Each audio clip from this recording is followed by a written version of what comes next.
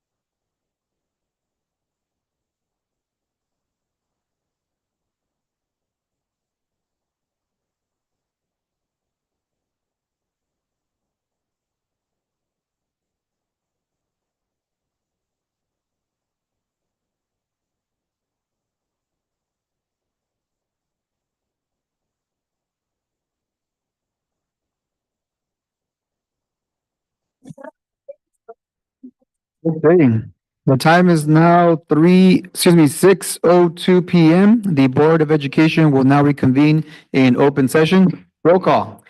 Mr. Hollinshead is absent this evening. Mr. Lara? Here. Ms. Cabral? Here. Mrs. Cordero? Here. Mr. Valencia? Present. Item A, report from closed session.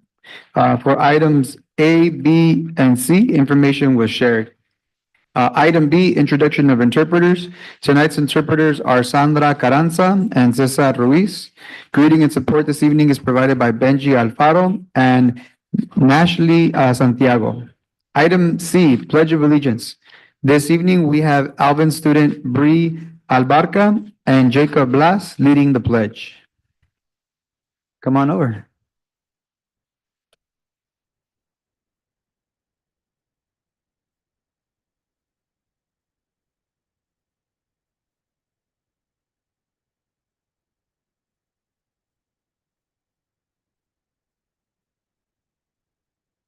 Good evening, board trustees, superintendent, community partners, and our Alvin family.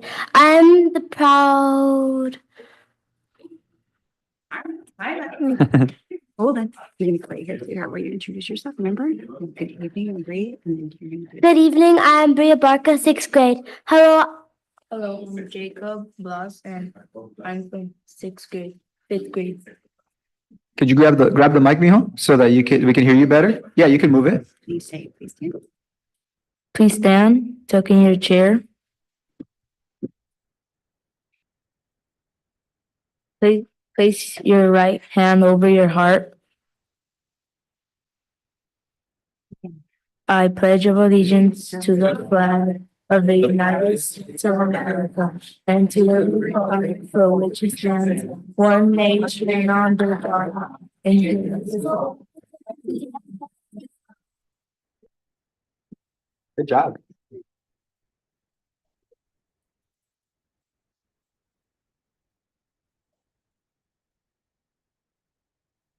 Item D, inspiration, Alvin Elementary, Ms. Hamilton.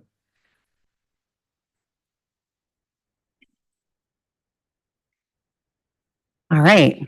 Well, good evening, board trustees, superintendent, community partners, and our Alvin family. I'm the proud principal of Alvin Elementary School. It is a privilege to welcome you all here tonight as we come together to celebrate and share a little inspiration from our school community. At Alvin, our focus is on building a foundation for strong literacy instruction, fostering social emotional development, and cultivating a unified culture dedicated to enriching and empowering a diverse community. Our mission is to ensure that every student flourishes, discovering their passion and purpose while developing the skills they need to reach their maximum potential. We firmly believe in the power of unity, and we know that together we are better. People often ask, what does small group literacy instruction look like? How do schools build tight-knit communities? And how do we equip students with tools and strategies to close the opportunity gap every single day? So tonight, you're going to get a glimpse into the magic that happens daily at Alvin. It's in the high-quality instruction, the nurturing relationships, and the intentional community building moments that define our students' experiences. We'll begin with Miss Long's third grade class, where you'll see how social emotional development is woven into daily learning. We would like to invite you, board trustees and folks here, to participate in our mindfulness activity. Next, we'll visit Ms. Craviero's first graders to witness foundational literacy skill development. And finally, we'll witness the power of community through literacy as our sixth graders and their first grade buddies build connection and inspire one another to love reading. These moments are just a slice of the day at Alvin, a reflection of our unwavering commitment to excellence, equity, and connection. Thank you for being part of this journey and for believing in the magic of what is possible when we work together for our students. Enjoy the evening.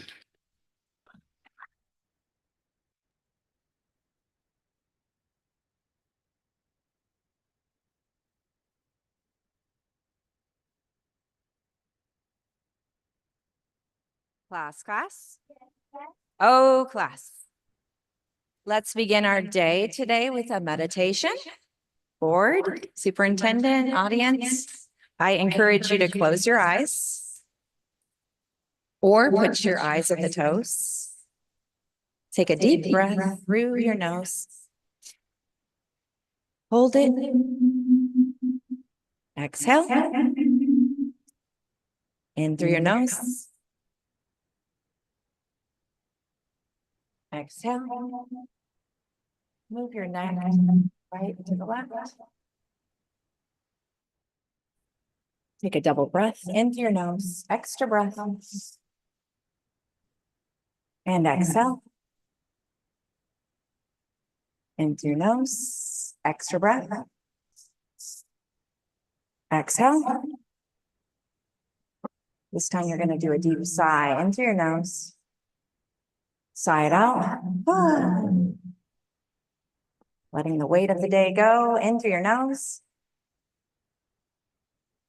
Exhale. Now you're going to continue breathing as you're picturing your thoughts. See your thoughts go through your brain, trying to stay in the present moment. Your thoughts come across your brain like clouds in the sky. See what your brain is noticing. Try to stay in the present moment. Just like our Chromebook is full of tabs, close those extra tabs in your brain that aren't needed so that we can focus on our learning and our instruction.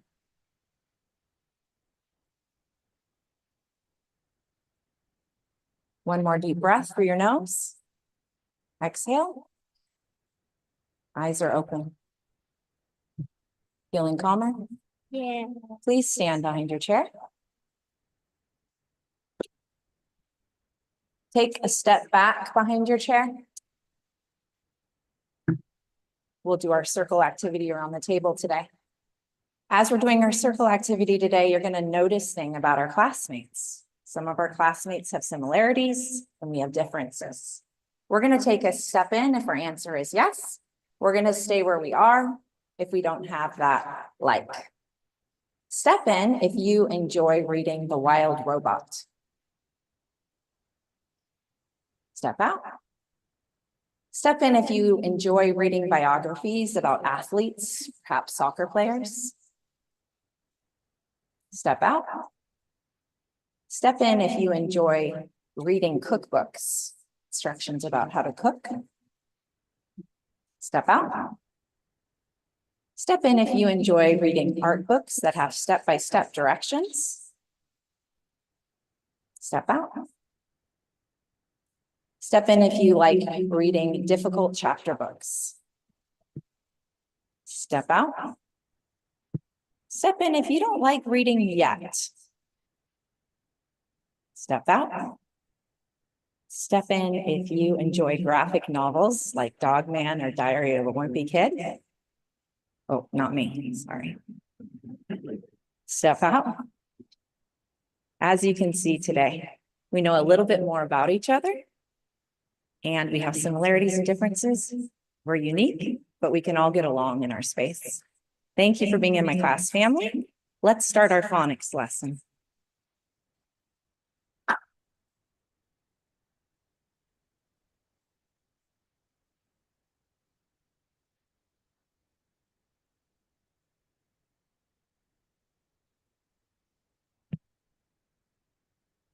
And just checking for understanding, does that conclude the inspiration for Alvin Elementary? Okay. Won't touch you.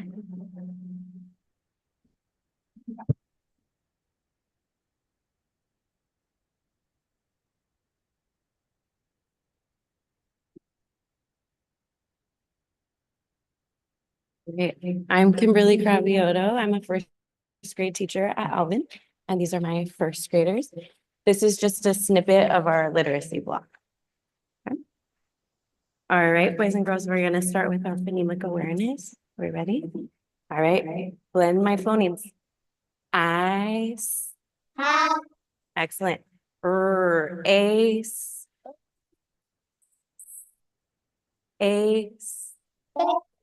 Excellent. Show me your choppers. Now you're going to segment the phonemes. Pace. Brace. Price. Excellent. Kiss your brains. All right. This time I'm going to show you a letter and you're going to tell me the sound. If it makes more than one sound, tell me both the sounds. Eduardo, stand up. Or you can do the motions. Or or John. John. All right. What do we do? Whoa, whoa, whoa, whoa.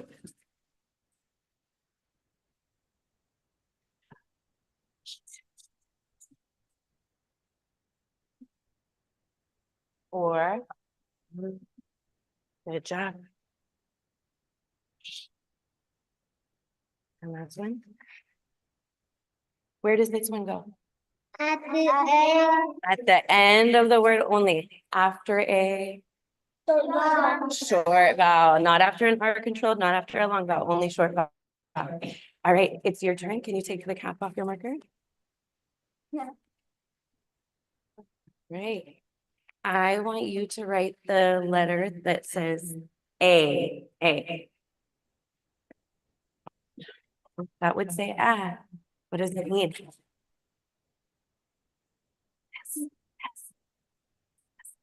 Hey, we need an A with a.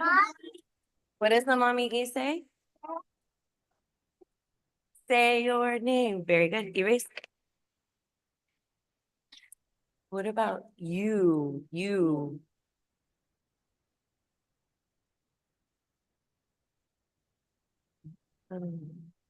Everyone got the mommy E this time? The mommy E tells the you. Before you erase, what other sound can you with a mommy E say? You or you. You or ooh, like spoon. Very good. Okay, one more. Let's do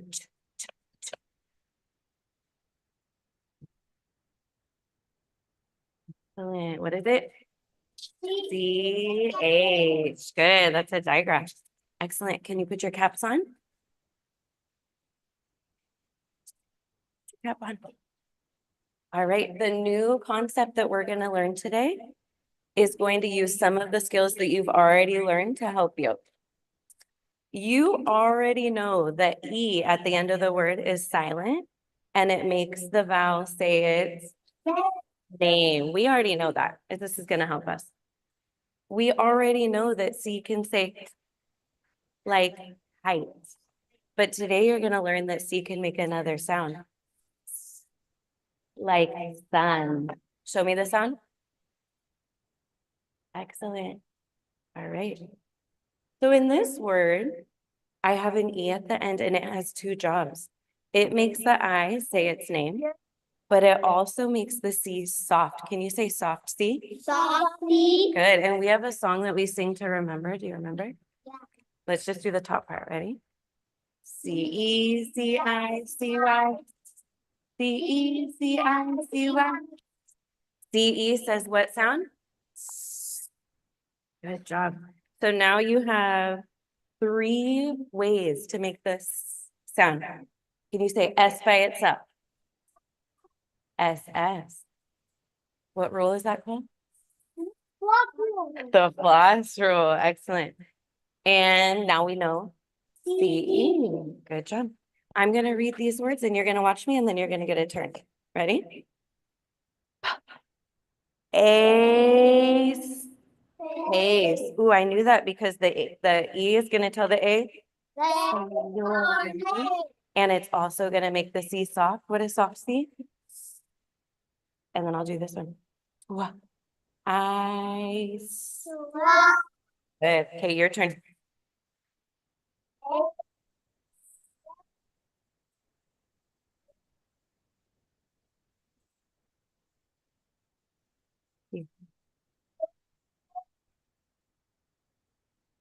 Do you think you can try to write a few? Yeah.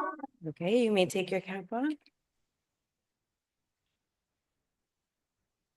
Okay.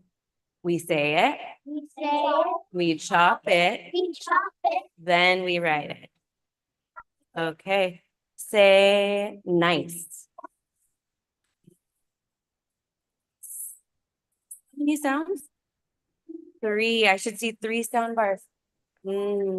Ice. Nice. Yeah. What letters did we learn today? E. Not L, E.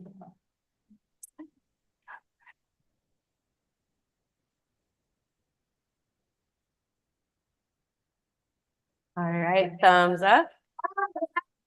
All right, erase your board. Let's do one more.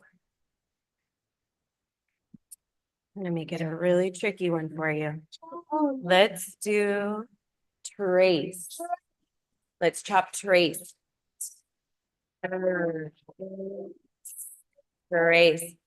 Like trumpet. Trace.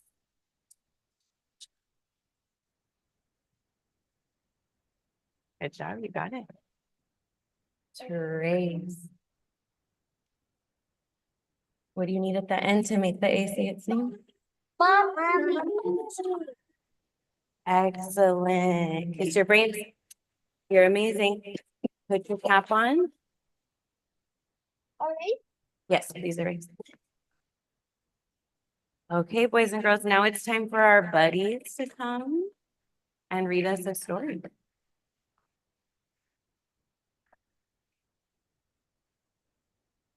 Good evening, board. My name is Sierra Gabriel, and I teach sixth grade at Alvin Elementary. And I would like to invite some of my sixth graders to come up and read a story about the poinsettia flower to their first grade little buddies.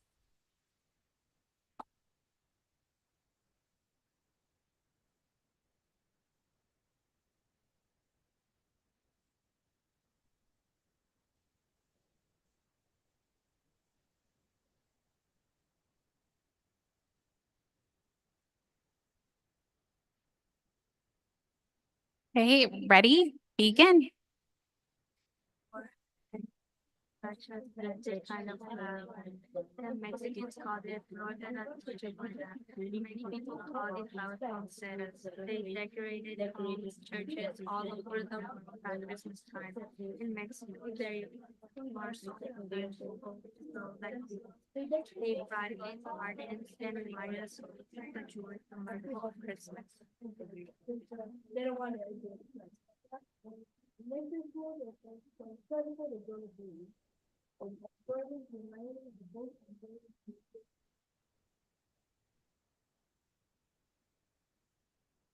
Okay, so big buddies are now ready to help their little buddies fill out a circle map describing the poinsettia flower. And we're going to do that later. The Alvin students also have a special gift for the members of the board. So big buddies, you want to come over and help your little buddies pass out those gifts for them. Okay, Adrian.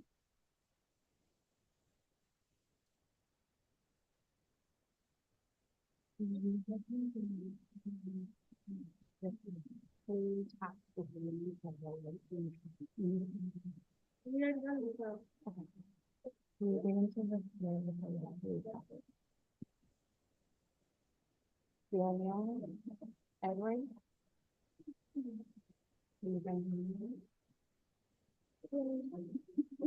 Jalen. Diana. That's the honor. Which one? The honor. Find a buddy with us.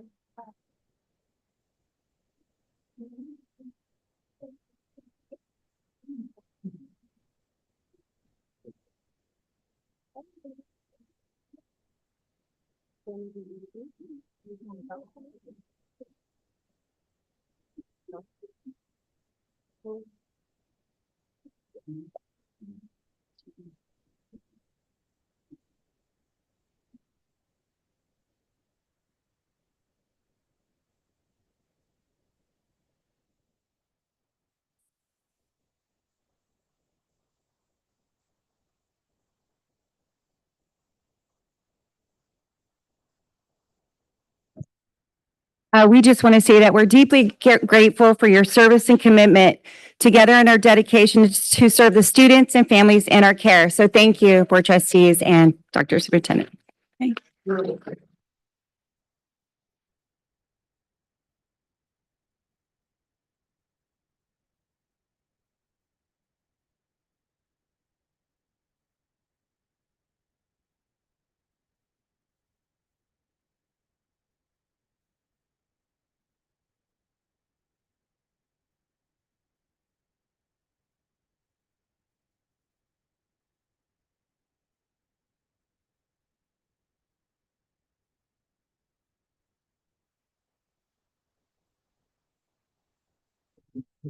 Before, Alvin students, before you leave, we have, some board comments. Ms. Cordero? I would just like to tell all of the students who came tonight and their wonderful teachers and their amazing parents. Thank you so much for sharing how you are learning and how smart you are all getting to be. And not only that, but a gift as well. Your presence here is gift enough. So thank you very much and Merry Christmas to you all.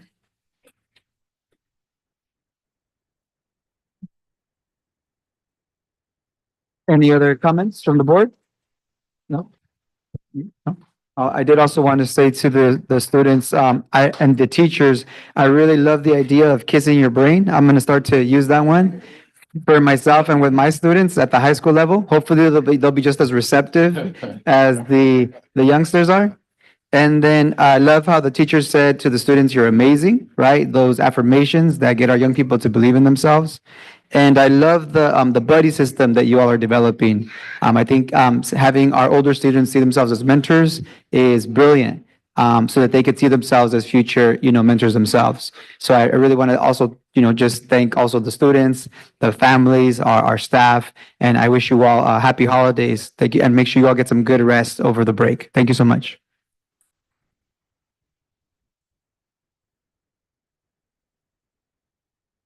So with that, that will take us to item E, Student Leader Advisory Team, Mrs. Danley. Good evening, board members, guests, parents, families. Mrs. Danley is not here this evening, but I am here in her shoes. My name is Veronica Tadeo Diaz, and I am here to introduce an outstanding group of student leaders representing different schools in our district as part of our Student Leader Advisory Team. So, And before they begin, why don't we give them a couple seconds Okay. to step out?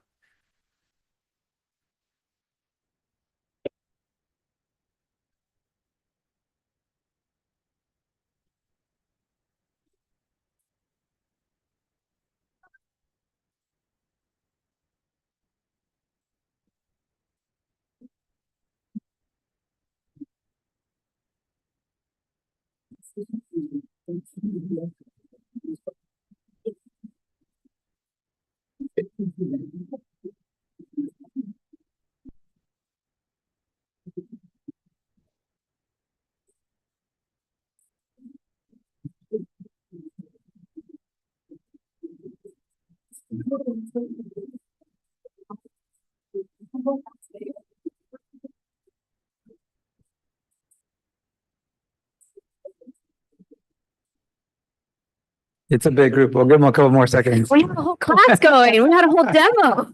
This is a big group. It was great to see a large group and to see a whole class demo up front. That was Yeah, a lot of fun to watch yeah, a live class, especially our youngest learners. absolutely. Super impressive.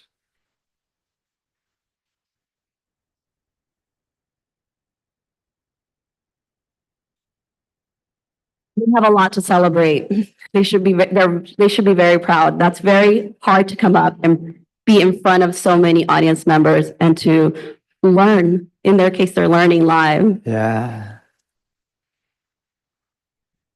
Okay, good evening, board. My name is Veronica Tadeo Diaz, and I am here to introduce to you an outstanding group of students representing different schools in our district.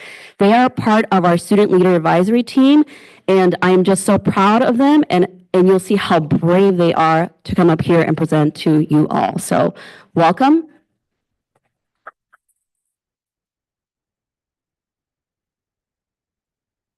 Good evening, everyone. My name is Royal August, and I am an 8th grader at Fessler Junior High. One interesting fact about me is I was born in Santa Maria to parents from Ghana in West Africa.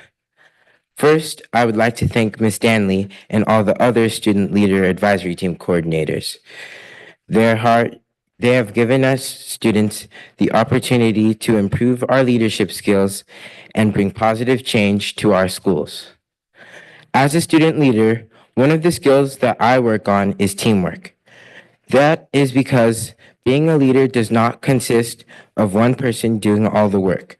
Rather, it is a group of people working together to accomplish their goal. I am the student council president at Fessler.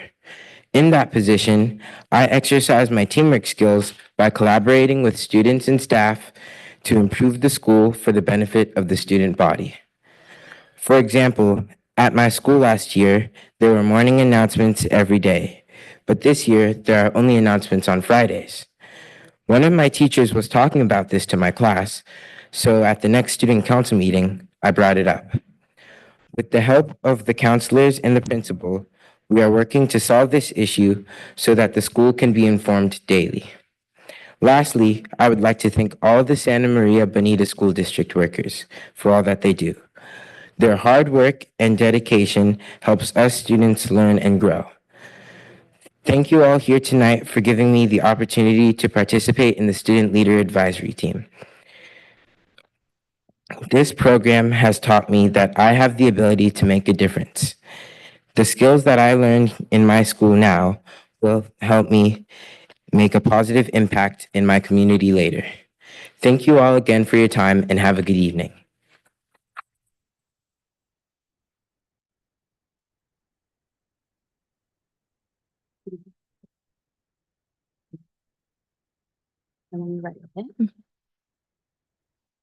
Hi, my name is Henry. I'm a sixth grader from Alvin Elementary School, and I like learning about space and history. As a student leader, I'm working on public speaking. For example, when I raise my hand to speak, everyone turns to my direction and waits for me to respond. And when this happens, I start to stutter and I can't speak clearly. Now that I got better at public speaking, I don't stutter as much as I used to do.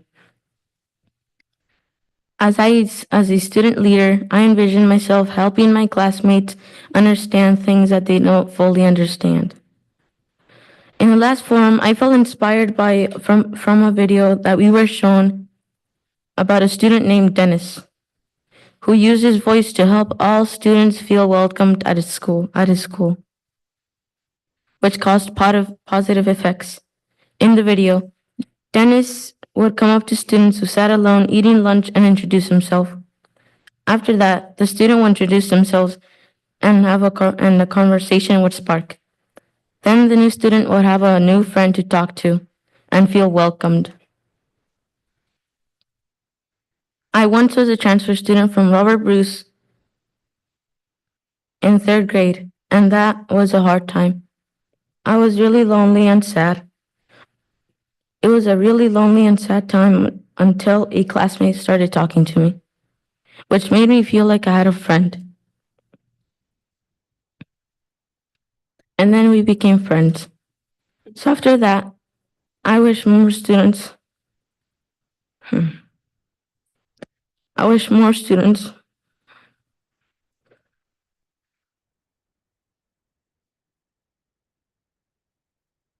You wish more students?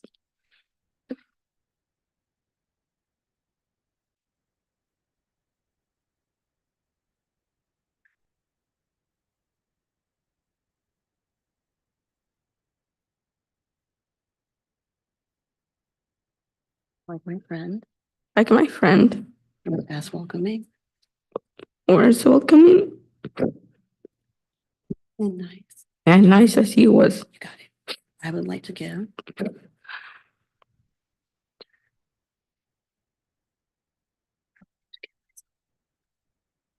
I would like to give my school a shout out. The school staff and teachers.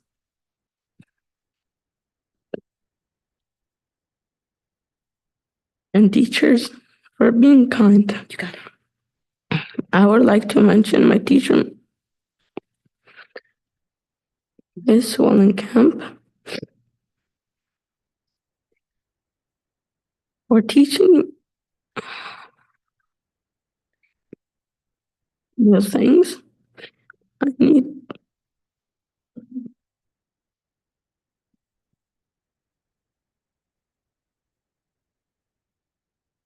I need to know. And to my fifth grade teacher, Ms. Perez, for always believing in me and pushing me to my limits and teaching me that anything is possible. To wrap it up, I would like to thank everyone for listening and thank you for your time.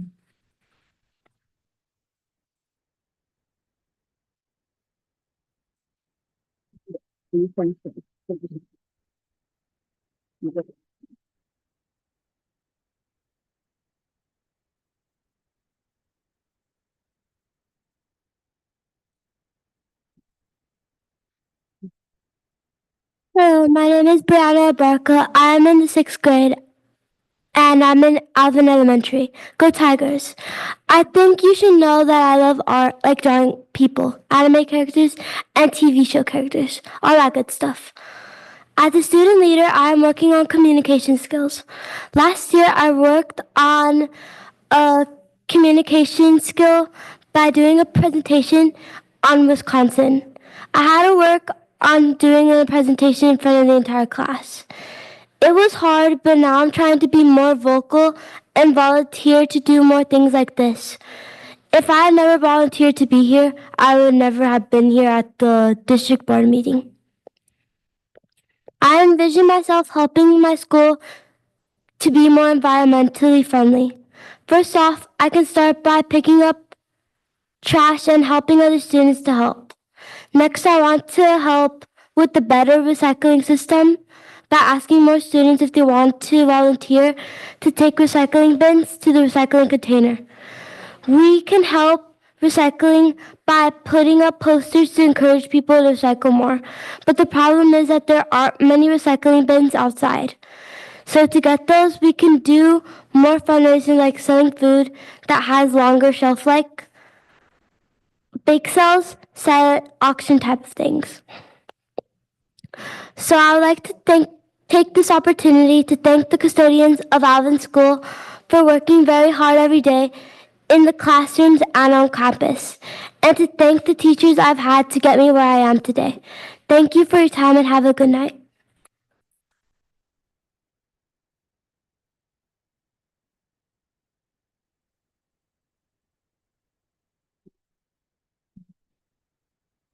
Thank you all. You all leave. Are there any comments from the board? Yeah.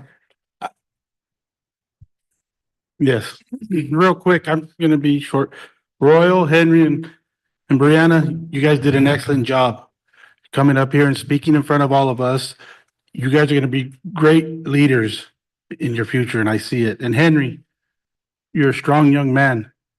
You got a lot of friends and you got people, you're gonna be great as well, whatever you guys do. Royal, I like how you look out for your school, your classmates, and speaking up to do what you think is best for your students. And Brianna, you as well, being environmentally friendly and recycling and teaching your fellow classmates and having everybody involved. I think that's awesome. I applaud you all. You guys did a great job. Thank you.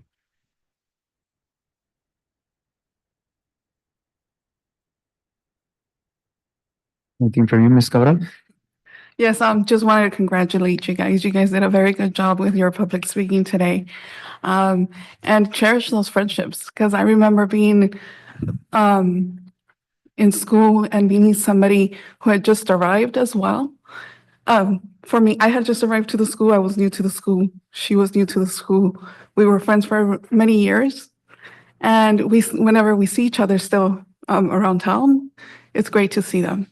So these relationships you meet now usually flourish for the long term.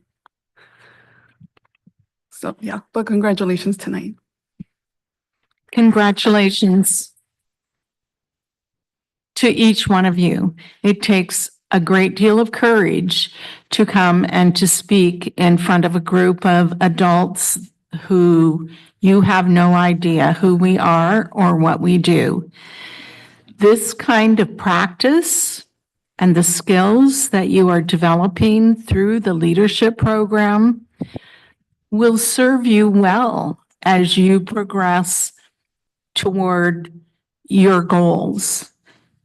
Right now, you may think the biggest goal that you can reach is graduating from high school.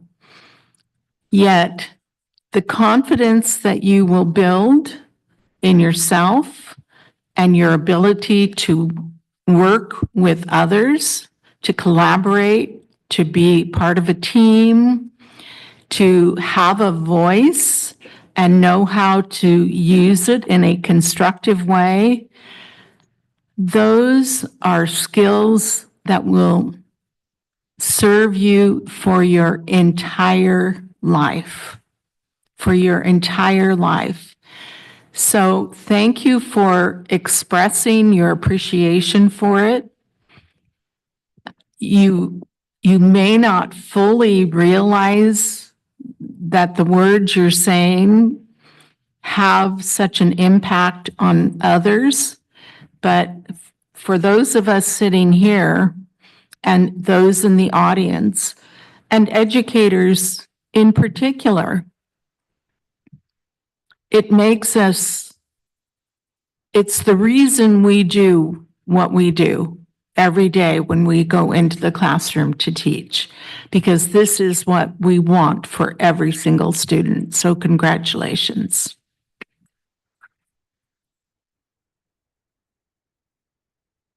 And for me, is your name Royale or Royal? Royal. I really appreciate your presence. I mean, even the way you're dressed, right? You should replace us as a school board member over here. You're dressed better than some of us are up here. And I really want to also highlight the fact that you mentioned about being from Ghana. I think it's wonderful to pay homage, to your heritage, because we know from research that when our students are proud of where they come from, they do better academically. And not only does they learn to embrace their own culture, but to embrace others' cultures. So I really want to give a shout out to you and to your family for instilling that in you. I want to give a shout out to Brianna because you saw an issue, right, with recycling and the need to be more green, and you took action. And that's exactly what we're looking for as well. And then for you, Henry, oh my goodness, Henry. What you said today is so powerful because most of us are too afraid to acknowledge or to acknowledge when we're feeling lonely or sad.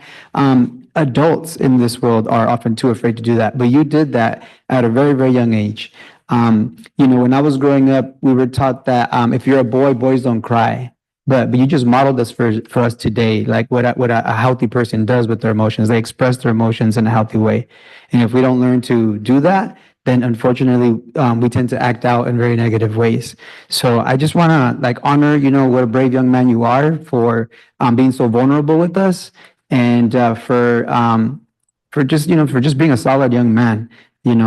Sharing your story, sharing your vulnerability gives us all, I think. So you just educated us, I think, in so many wonderful ways. So keep up the good work. Thank you for being here. You're a true blessing. Thank you so much. And thank you to the families for supporting these wonderful young people. Thank you for our teachers, all of our staff. This is what we want, right? This is exactly what we're looking for. So thank you all very much.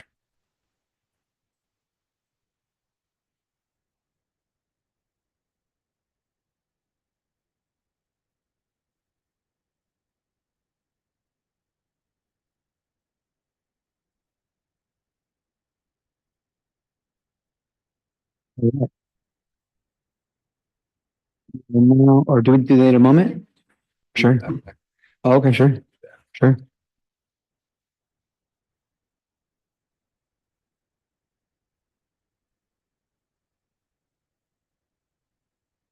Mind you. What?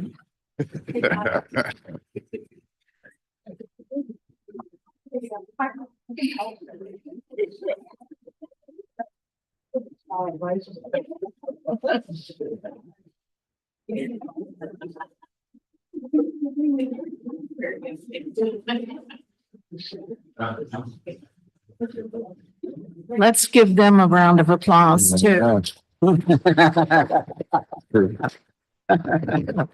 Linda, is she okay? I'm going to introduce you I'm gonna introduce. Yeah. Yeah, talk a little bit.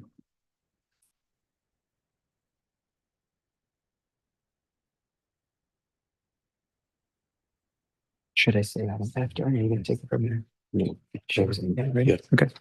All right. We are now at item F, recognition, key to the district. Maggie White, Dr. McDuffie. Thank you, President Valencia. Tonight, we have the presentation for Key to the District.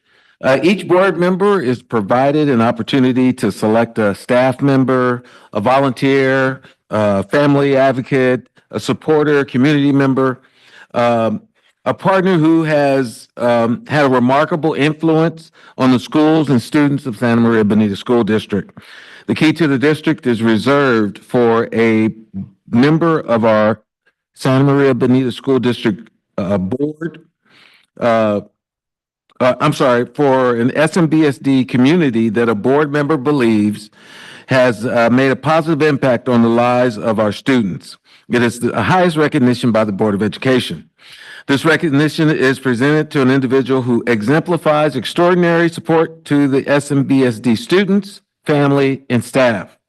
It's an important way to share our appreciation for the individuals who go above and beyond to make our district better and to share their excellence with our community. So with that, I'll hand it over to our board member, Linda Cordero, for Key to the District. It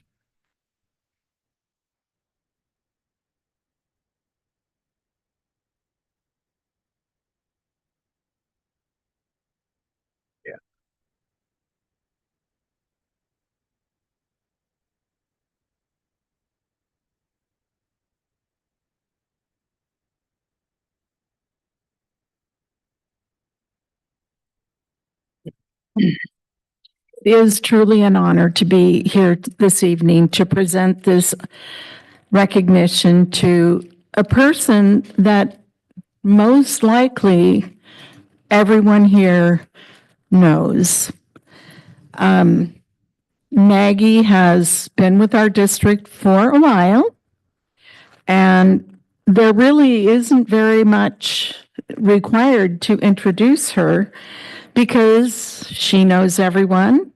Pretty much everyone knows her. She has become synonymous with Santa Maria Bonita School District, and some might even say she is an icon. Maggie started in the district in 1966 when Dr. Tischer was our superintendent. 96. Didn't I say 96? I said 9. Oh, I'm so sorry. Yeah. Well, let's not be careful about that. I think that may be what I was referring to myself when and I apologize. I have it written down right here. Apparently I can't read yet. 1996. And she actually is our second public information officer. A man named Mark Buckman preceded her, but he wasn't here for a very much time. So not that many people in our community grew to know him.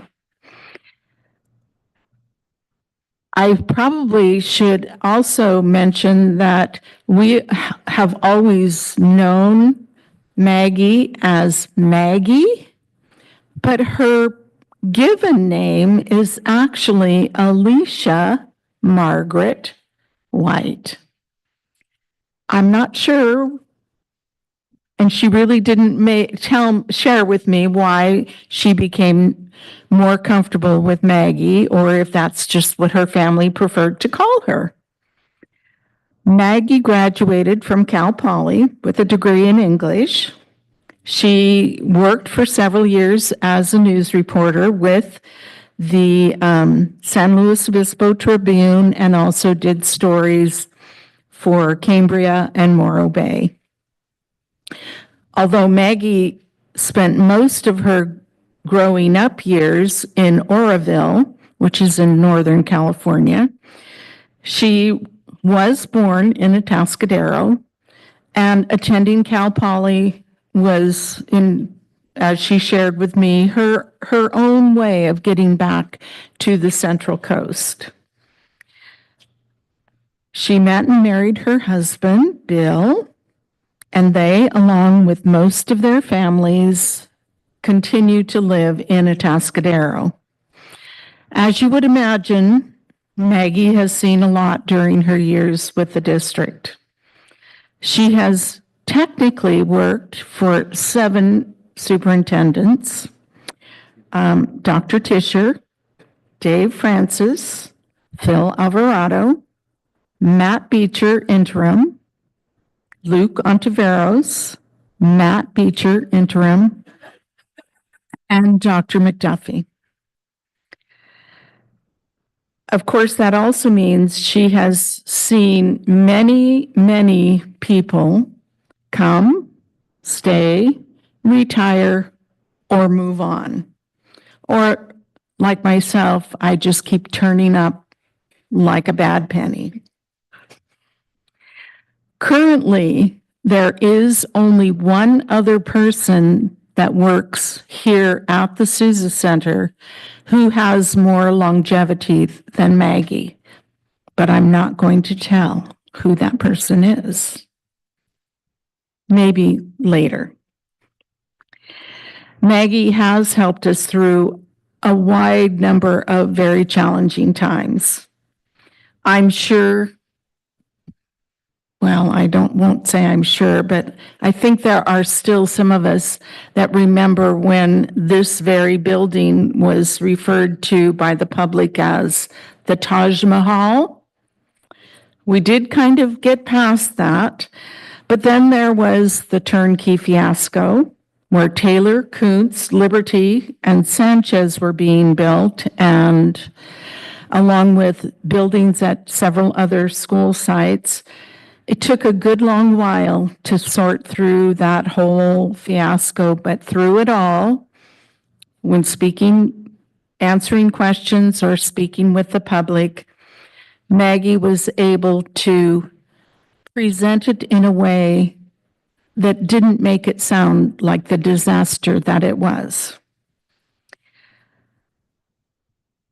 And ultimately, we did have or get all of our school sites certified. So we are all on the up and up. None of our buildings are going to fall down, and everyone is safe. Don't laugh. People talked about that.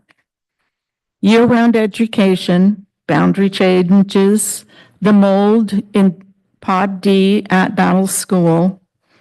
They were all just daily occurrences that we faced on a pretty regular basis. Maggie, as I indicated, became an expert at answering the questions and always putting a positive spin on whatever was happening. She participated in the passage of our first bond measure in 2016, and of course, in this most recent one, Measure K, that has just been certified. Her messaging has always been focused on our district trying to do what is best for our students. And I really want to emphasize that. When she interacts with our public, we are presented in a way where our first and foremost concern is for our students, which I believe is absolutely true. Maggie has also been involved with 2 significant groups that have provided much support for our students and families through the years, the DARE program, as well as Shoes for Students. Currently, there are 3 organizations helping our families have a merrier Christmas: the Assistance League, Boys and Girls Clubs, and Shop with a Cop. These organizations often need helpers, and I do know that she sent out a request. I hope you got some good responses to help this Sunday. But Maggie has a non-work life also. And if you attended the little celebration they had here today at Sousa Center, you would know that Maggie could possibly be called a groupie. She does have her favorite bands, and she travels far and near to see those concerts and performers numerous times. Although since COVID, it's been a little bit more limited to in California. But she is always ready to go to a good concert. She has also developed a new passion with eBay. She's currently focused on vintage books and albums that she buys and then resells most of the time and with the hopes of making a profit. And she shops online at garage sales and estate sales. Since she and her husband live on 1.5 acres in Atascadero, she did happen to mention to me that she might like to raise goats and chickens.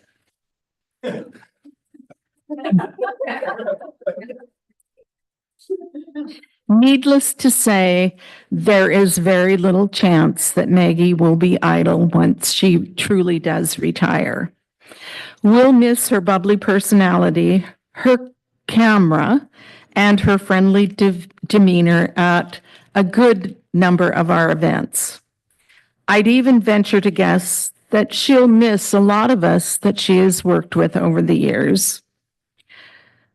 Maggie, as many of you might know, is usually the one that prepares the certificates and helps others with making these presentations.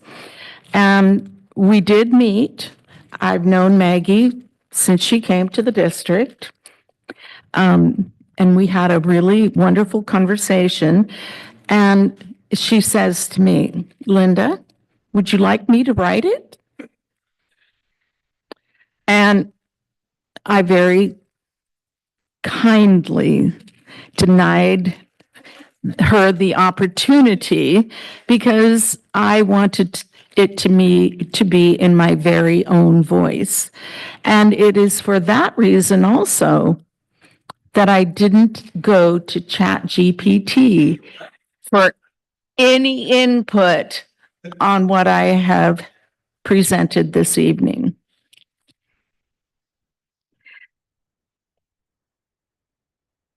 Although I do have to admit, she did still have to order her very own plaque. So, with heartfelt gratitude and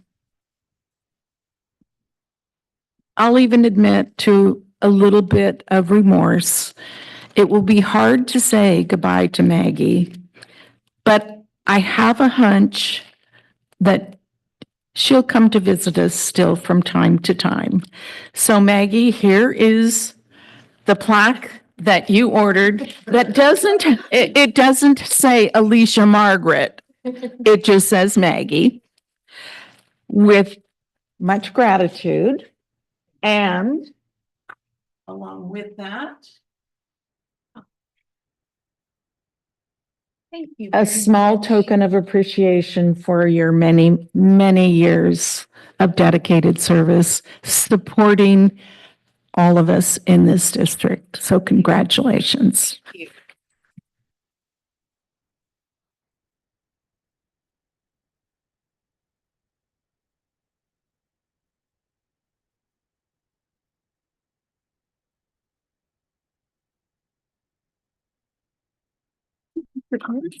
Oh, yeah. I'll stand by you. All right. Thank you very much. Thank you, Linda, for this honor and for your unwavering support through the years as an administrator, as a board member, and most especially as a friend. When I began working in the Santa Maria Bonita School District in March of 1996, the district served fewer than 10,000 students. We didn't reach that milestone until a few months later, and I wrote the press release about it. At that time, there were 10 elementary schools, 2 junior high schools, and Tunnel and Arianas were both K-8 schools. Most of our schools were on a year-round education calendar. There are not many employees left who remember the challenges of the YRE 4-track schedule. In my first week at the district, the most memorable piece of advice that I received was this. The location of the men and women's bathroom at the Sousa Center flip between the downstairs and the upstairs floors. It is a tip that I've passed on to newcomers ever since. I have supported and been supported by 5 superintendents: Gail Tischer, Dave Francis, Bill Alvarado, Luke Ontiveros, and Darren McDuffie. Their leadership and trust have allowed me to make meaningful contributions to this district and its families. Each superintendent had their own leadership style, but all of them shared a commitment to students, staff, and the community that has helped shape Santa Maria Bonita into what it is today. I thank them for being great bosses and friends. My journey in SMBSD has been remarkable thanks to the colleagues, mentors, and friends that I've worked with along the way. Together, we've navigated challenges, celebrated successes, and built lasting memories. The district's resilience and growth reflect the dedication of educators, classified employees, and community partners who work tirelessly to support our students. As my retirement approaches at the end of this month, I have reflected on the incredible people and moments that have shaped my time with SMBSD. While it's impossible to name everyone individually, I'd like to acknowledge those people who have had a profound impact on my life and career, those who have encouraged and inspired me in many different ways. First, I would like to thank my family. Here with me tonight are my mom, my dad, my stepmother, my mother-in-law, my father-in-law, and my brother-in-law. There are some family members who aren't here with us tonight and some who are no longer with us. They have all made me who I am. My husband, Bill, deserves the greatest thanks. He has supported me through the long hours, late night meetings, and the ups and downs that have come with this work. His encouragement, love, and patience have been the foundation that allowed me to give my all to this district and its community. Thank you, William. To my friends and coworkers, those who have mentored me, guided me, and supported me, I cannot express how much your wisdom and kindness have meant to me. You've made all the difference during my toughest challenges and my successful milestones. I wouldn't be standing here without you. Each contribution, partnership, and shared memory is deeply appreciated. I'm grateful for my time working with you. I'd like to name a few folks. My heartfelt thank you goes out to Sharon Moore, Joanne Ryle, Ramona Reyes, Pat Bringy, Karen Valdez, Mary Jo Boatman, Melissa Nagel, Elena Condon, Ann Kemper, Kathy Fitz, Stephanie Miller, Olivia Bolaños, Joanne Cameron, Barbara Walker, Margaret Ontiveros, SB Mancera Wilkinson, Karen Porter, Liz Powell, Jeannie Steller, Pat Shirley, Kathy Heimbuck, Terry Coda, Frank Salcido, Rebecca Herrick, Mike Areola, Frank Gray, Ed Fasciato, Art Delgadillo, Mark Gross, Diana Rajo, Ed Cora, Kristen Halter, David Dubransky, Jessica Husselstein, Kristen Lohr, Sonia Morris, Jose Rodriguez, Colleen Lathery, Lori Grock, Mark Muller, Jody Oliver, Bruno Brunello, Linda Cordero, Vita Flores, Ricky Lara, Sandra Carranza, Margot Oliveria, Rochelle Aziz, Nicole Duran, Elizabeth Flores, Doug Scudder, Chuck Knowles, Frank Tinius, Mary Lou McDonough, Brian Rickey, Matt Beecher, Mike Grogan, Matt Cameron, and Sarah Cameron. I would like to thank all of the Elks Mini Rodeo committee members especially Tina Tanasha, Andy Leonard, and Juanita Nunez. So many community members have been instrumental in my work and experiences. A few of them that I would like to thank are Bill and Anna Libin, Dorothy Mogavero, Kathy Milo, Rebecca Alarcio, Stephanie Grogan, Sylvia Ng, Sandy Patel, Peggy Greer, Francisco Jimenez, and Connie Amaral. Early in my career, the members of the All-America City Committee and delegation became a core group of my teammates and partners, especially Teresa Rayburn, Alice Patino, Bob Orick, Hector Gonzalez, Ori Johnson, and Sister Janet Corcoran, who was both my greatest supporter and at times a challenging source of frustration. Thank you to all of you.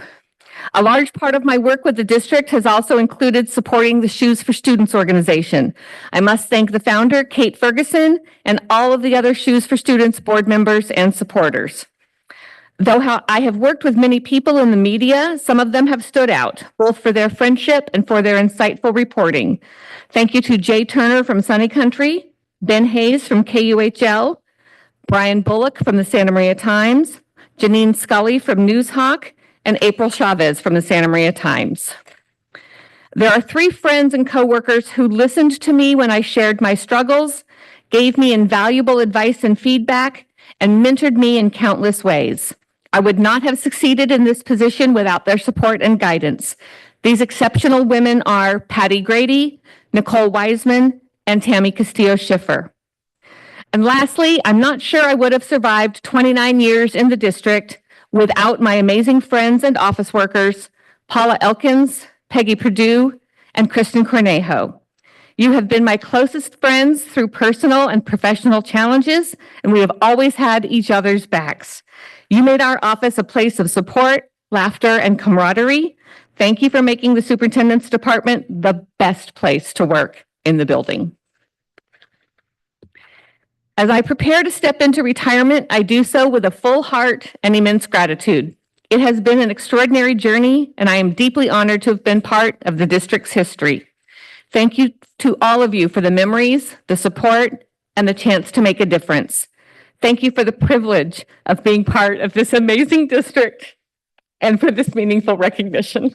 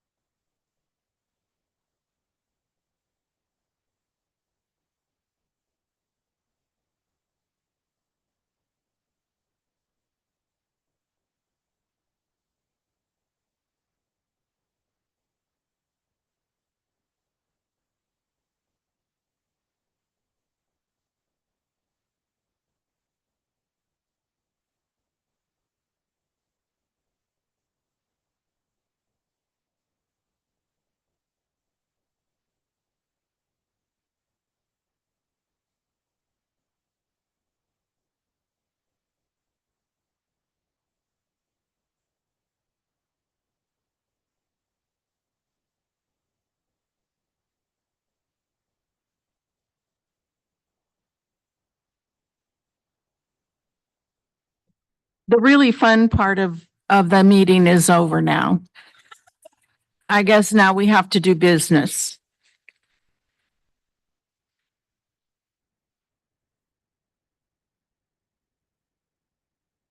I can't do that. Especially deep.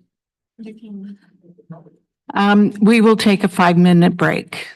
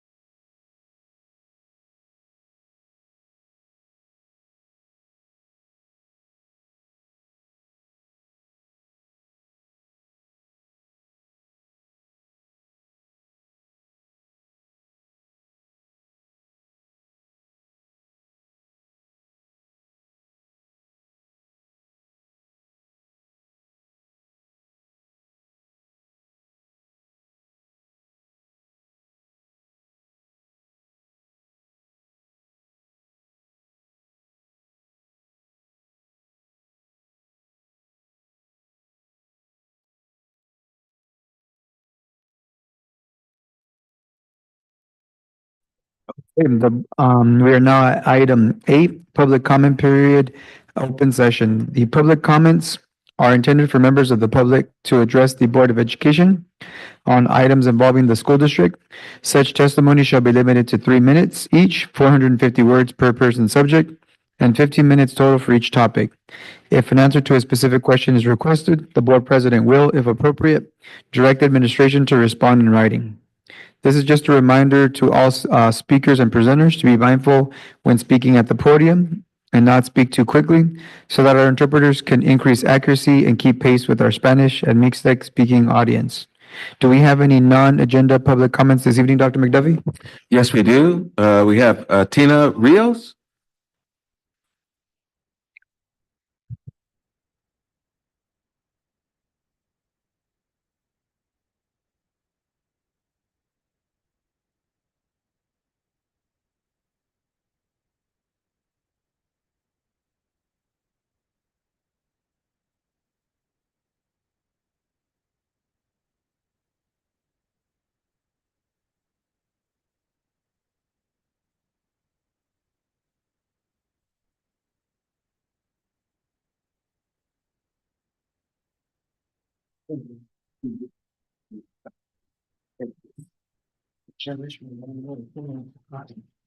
It'd be nice. Is she right out here in the car? I've never been to one of these, so. So there's gonna be a timer up here. Uh-huh. You have 3 minutes. And they'll listen. Okay, They won't necessarily talk back. okay. Is that helpful? Yeah, that's helpful. All right. There you go. Okay. Hi, my name's Tina Rios. My daughter goes to Fessler Junior High. I'm just a parent that's wanting to know how us parents get more involved on volunteering in schools and having the helping stop the bullying. My daughter's getting bullied in school. And I know it's hard for her to communicate with other students or with teachers, and I know she's sometimes reporting things in, but sometimes she's getting tired of reporting things in because she's just she expresses herself with me by saying it's not helping sometimes reporting it, and she doesn't want to be called a snitch. And and then sometimes, she does make wrong decisions where she wants to retaliate back to the kids that are bullying her. And I do explain to her that, it's not the right thing to do. She's a good-hearted student. She loves school. It is lately now, she doesn't want to go to school. And I'm like, you have to go to school because you do need that education, and you do need that education, but she's just tired of getting picked on. She's in the car, but she doesn't want to come out. But it's just, how can us parents get more involved at the school volunteering and helping other students that get picked on? And how can you get a student to, get other kids that are getting picked on write a petition? I did that with my son and when he was in 6th grade, and he ended up getting 5, 6 kids that were getting picked on, and they adjusted at Liberty School, and it ended up stopping, and they, that stopped because other kids were stepped in. So how can you get one student that's getting picked on to get more students to come forward that's getting picked on the same way at schools? That, and stuff like that. And I know they had a Yes Club at Fessler a long time ago, with Brother Kirby. So how do you get that back into junior highs? The Yes Club. I mean, that's it. That's all I have. So that's it. Thank you very much. I thank you. Appreciate it. We have Alicia Sage.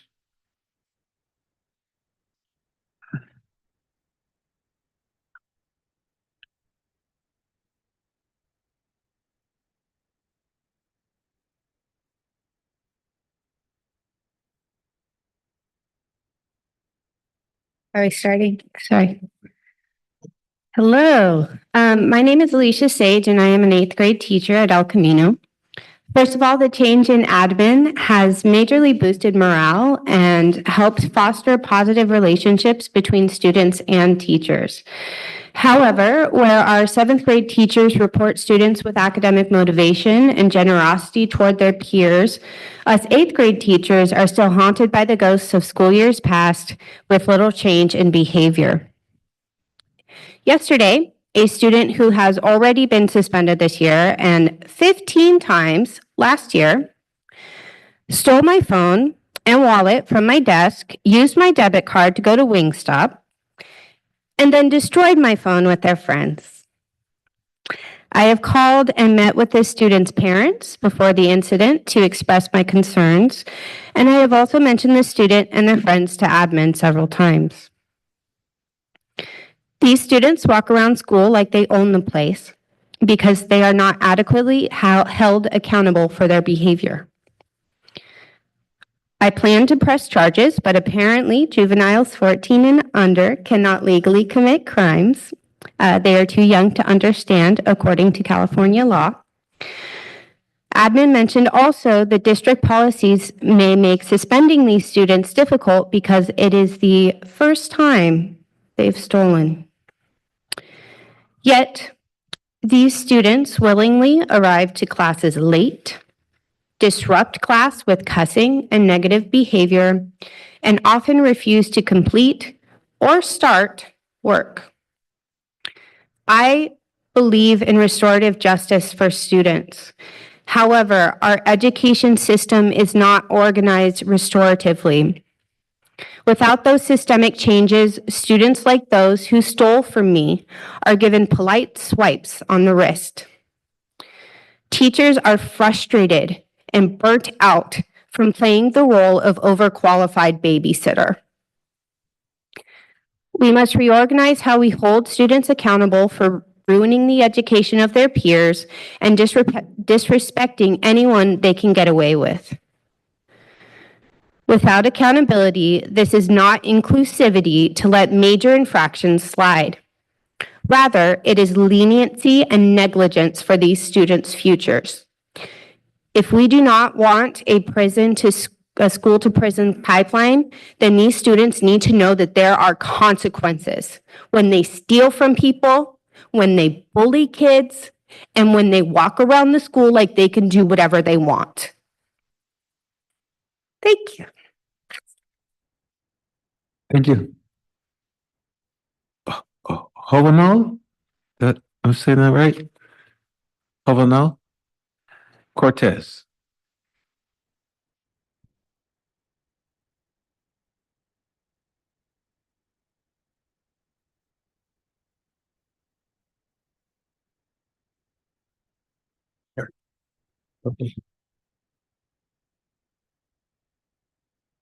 Buenas noches, mesa. Mi nombre es Juvenal Cortés. Soy padre de soy padre de 4. Tengo 4 hijos. Tengo un hijo a la high school y otro a la elemental hoy. La razón que estoy aquí como padre es en la escuela Miller dieron una estadística de los estudiantes. Y los estudiantes, la escuela Miller tiene 889 estudiantes. De los 889 estudiantes, son 534 reclasificados de ELPA. De los 534 estudiantes de ELPA, 10 fueron reclasificados en el año 2023-2024. Mi preocupación es porque tenemos muy pocos estudiantes reclasificados. Yo como padre estoy preocupado porque creo que la elemental es la base elemental, es la base primordial para que mi estudiante llegue a nivel high school, sea elegible para una universidad. Y sin embargo, con el examen de LPAC que no lo pase, difícilmente mi estudiante va a ser puesto directamente a una universidad con mayor prestigio. Yo he tenido la fortuna y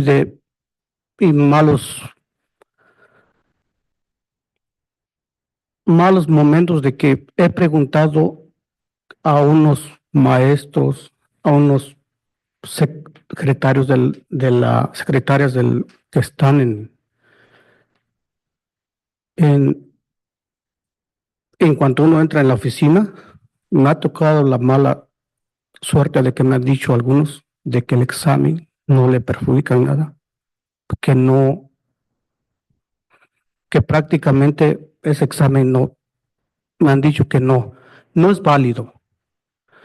Entonces, me ha pasado casos con mis otros estudiantes que no lograron ir a una universidad por yo creer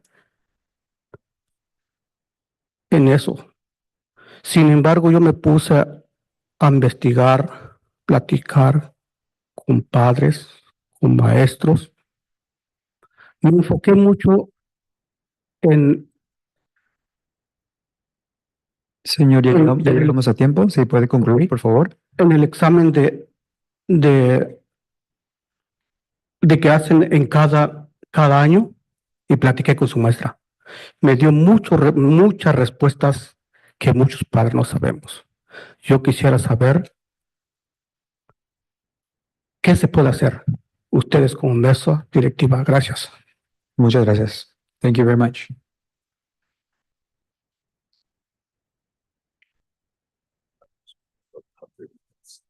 Yes, will they be interpreting next? Excellent.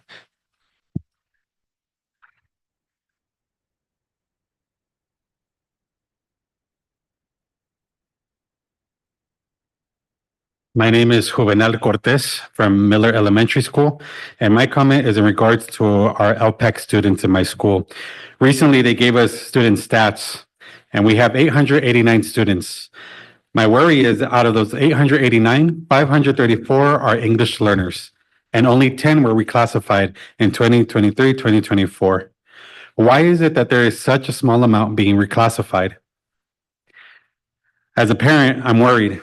I think elementary is a fundamental base for my child to be eligible for a university.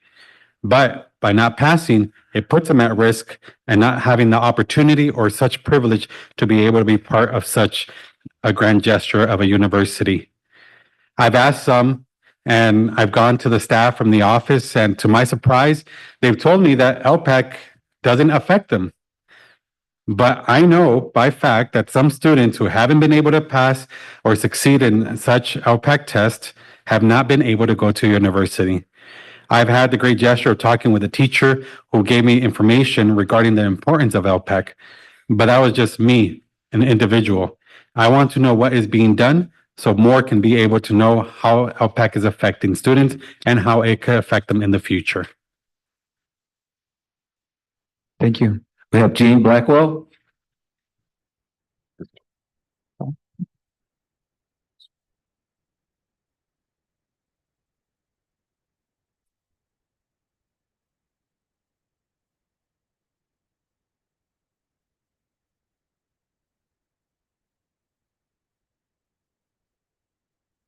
Good evening.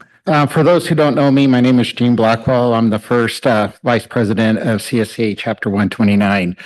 First, I want to congratulate the board members on their re-election, so congratulations.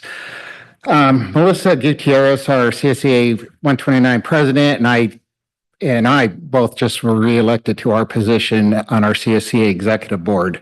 And that's what I wanted to talk to you guys about tonight is who are the people that elected, excuse me, The majority of our members who re-elected Melissa and me are the same people that vote for you guys. The majority of our classified employees live within the district voting boundaries, and the majority of our members live in the community and have their children and their family members attend our school district. I'm here tonight because when Melissa, another CSEA representative, or I come to the school board to speak to you or reach out to you through emails, phone calls, texts, letters, whatever, it's because our voters are asking us to. It's our constituents are reaching out to all of us. CSEA will always attempt to resolve problems when we're having an issue with the district through our processes, but there will be times when we may feel that the process isn't working or we're not being heard, and on occasion we may come and ask for assistance from the board. I just recently read an article about voters being surveyed, and 73% of those surveyed after this last election said they believe that politicians have little interest in their constituents' views once elected. As an elected representative of our members, I don't want to be in that category. When CSEA comes to you, we are asking that the board please take our matter seriously, and please never hesitate to contact us for information or questions on anything, we come up and, present to you. We're open for conversations at any time, and we're here. We're here to help you guys. We're help the cabinet members to make this district successful. Thank you. Thank you very much. That's all we have. Thank you very much.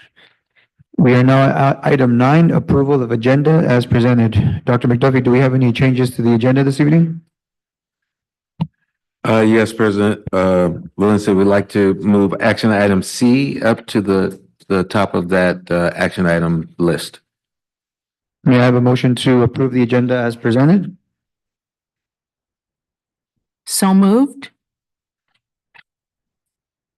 It is moved by Ms. Cordero and seconded by Ms. Cabral to accept the agenda as presented. Roll call. Mr. Miller? Ms. Cabral? Aye. Mrs. Cordero? Aye. Mr. Valencia? Aye. Motion passes. Item 10, consent items. Actions proposed for the consent agenda will be consistent with adopted policies and approved practices of the district and are deemed routine in nature. They will be acted upon by roll call vote in one motion without discussion unless a member of the board requests an item be pulled from the consent agenda for further discussion. Items pulled from the consent agenda will be voted on separately. May I have a motion to approve the consent items? So moved. It is moved by Ms. Cordero and seconded by Ms. Cabral to approve the consent items as presented. May I have a motion to approve the, may I have a motion? We just did. Roll call, please. Mr. Lara? Ms. Cabral? Aye. Mrs. Cordero? Aye. Mr. Valencia? Aye. Motion passes. Item 11, action items. Item 8, 2023-2024, audit report for the Santa Maria Bonita School District. Mr. Beecher. We're going to start with Oh, D. you're right, because we amended the agenda. It's still me. Thank you.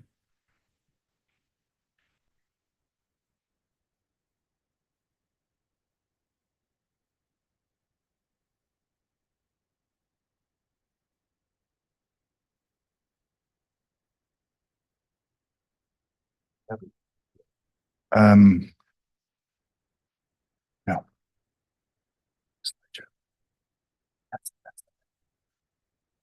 Oh, here we go. Should I read that first?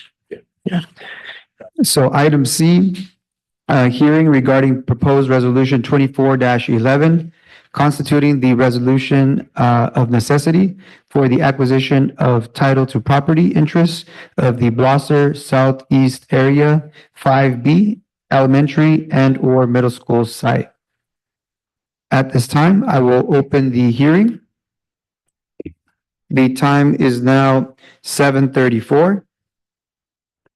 My understanding is that there is a representative of the Blosser fee owner here tonight, and that they have requested the opportunity to speak to the board.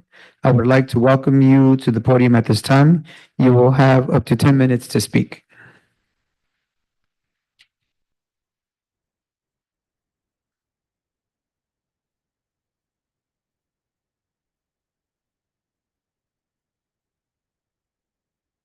Evening. Good evening. I'm not going to need 10 minutes. I'm used to 3 at most meetings. My name is Lori Tamura with Urban Planning Concepts. I'm here tonight representing the Blosser Ranch developers. And we have a letter that was provided for the record in regards to the acquisition or the motion for resolution of necessity. The owners of the property have been in contact with the district. There have been several conversations in regards to the acquisition of the property. And we understand the need for this motion for resolution, but we do want to put on the record a couple of points that we think are for the board to understand. The proposal that was, or the appraisal that was provided, we don't think fully recognized the value of the property, and we provided an alternate appraisal, and we're going to continue to negotiate on the value of the land. There's also adequate consideration of the infrastructure costs. Those that are familiar with the property, is currently 145 acres of agricultural land. There's no water, there's no sewer, the roads are not in, and the parcel that the school district would like to acquire is internal of that property, so infrastructure is going to need to be built, and we need to negotiate who's responsible for what infrastructure or shared value of that infrastructure as part of the acquisition, and that is not an uncommon negotiating terms that have been worked out with other properties that the school district has acquired over the years. We also want to mention that as this property builds out, they're probably estimated about $9.5 million worth of developer fees that will be coming from these different properties that are going to be developed on this site. And we believe that should be part of the negotiations with the district, as how that money, which is capital money, infrastructure money, should be allocated to the purchase of the property. Knowing that this recommendation by staff is to move forward with this resolution, we understand that, and we want to keep the door open for negotiations. And we hope that you'll consider, as we go through this process, the points that were raised in the letter that we provided. So thank you very much for your time, and I'm available for any questions that the board may have. Thank you. Thank you.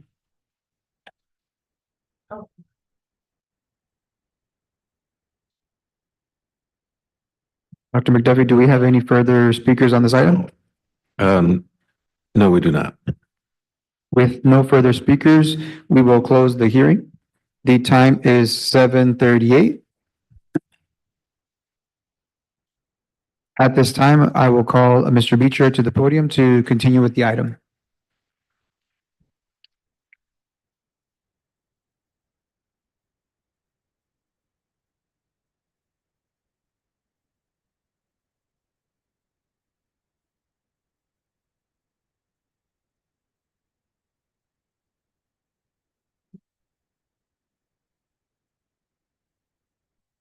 Thank you very much for the time to discuss this item on the agenda tonight. Thank you very much for accommodating us with bringing it forward on the agenda.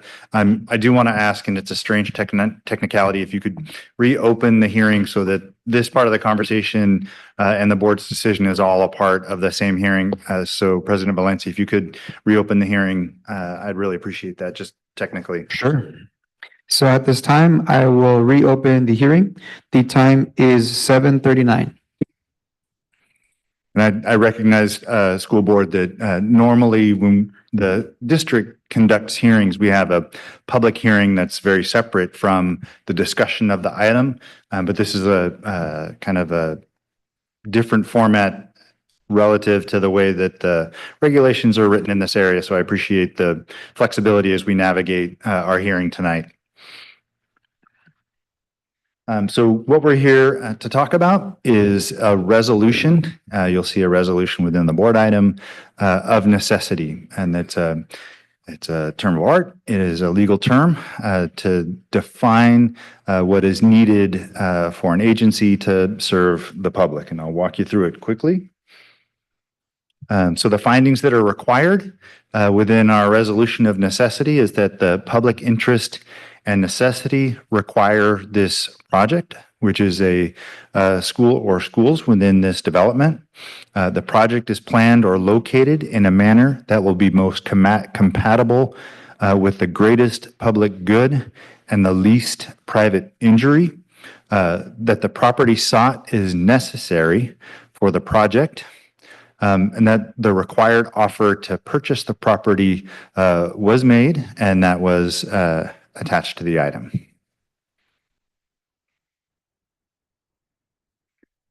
So the first finding is the public interest and necessity. I say frequently in conversations with folks in town that schools should be considered as part of any planned residential development. Mike Grogan was in the building today, and he frequently talks about how it should be considered public infrastructure. It is necessary for a community to exist and to thrive. Neighborhood schools that serve the community should be located within their neighborhoods. That is always a goal as we're establishing boundaries. The Blaster Ranch project and nearby residential developments are slated to construct more than 2,000 residences, and we anticipate that these residents will house approximately 1,300 SMBSD students. And without these schools, these students will need to be absorbed into existing district schools. And I know we all are very aware that all of our existing schools are already struggling with space for students and space for supplemental staff to provide the needed services that our students bring for learning every day. And that the acquisition is required in the interest of orderly development and increasing our school capacities. So that's how we address that first finding that I listed. The greatest public good and least private injury. The new elementary school and middle school are consistent with our facility master plan, which we again intend with our best efforts to serve the public good. These facilities are required in order to serve these students whose families and guardians will live in the many new residences in the Blosser Southeast Area 5B specific plan, and new nearby developments.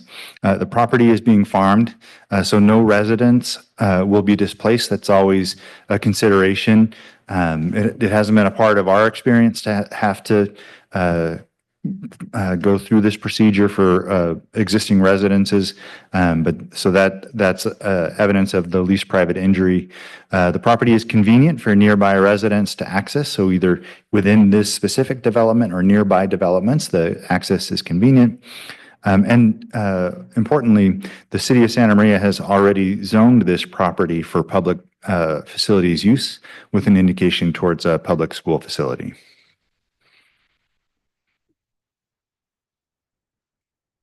Finding number 3, the property is necessary for the project. The property being sought is necessary for the construction of the new schools, our project, to house the educational activities for the children whose families live within this area. The site is zoned and listed in the specific plan for a school site, and the 23.1 acres are needed to allow for the construction of an elementary school and a middle school to accommodate those students who will live within the area. So obviously space is very necessary. We know being in town, driving through town, going from one school to the next, there are not a lot of open spaces that are large enough to house a public school for our students, and so this is very necessary. To give you an idea of where we're talking about, this is an overhead look at the corner of Blosser, Battles, Depot, and Stoll. We've kind of shaded in the property, Lot 5, and then identified some of the developments within this specific area and then surrounding areas. And so you can see there are many more residences waiting to bring new residents to the area, to bring new families to the area, to bring new students to the area. Jimenez School is a very crowded school, more than 1,100 students, as you know. Liberty School is very well utilized. They may have a couple of extra spaces, and in fact, they're housing some Jimenez students today that there weren't seats for in Jimenez. And then Battles School is housing students from Jimenez as well. So they have a little bit of space. And then Alvin Elementary is also kind of in the same quadrant of town, is probably our most impacted school. So we're definitely and desperately in need of this location for a new school site. And then finally, an offer to purchase the property was made as required by Government Code Section 7267.2. The offer was provided on July 24th. The offer did not result in a negotiated agreement for sale. And then I want to make sure we're clear, and you heard Ms. Tamura comment on it as well. The negotiations will continue even if the resolution of necessity is adopted by the school board tonight. It is a step that we do need to take. I think that the evidence that's been shared in this presentation and contained in the staff report support deeming that this project is a necessity. But we will continue to have conversations with the owner throughout the process. And so at this time, I'm available for any questions for you. Mr. Amspoker, Todd Amspoker from Price Clistel and Parma is also available if the board has any questions about the resolution here tonight. Ms. Cordero, and followed by Mr. Lara.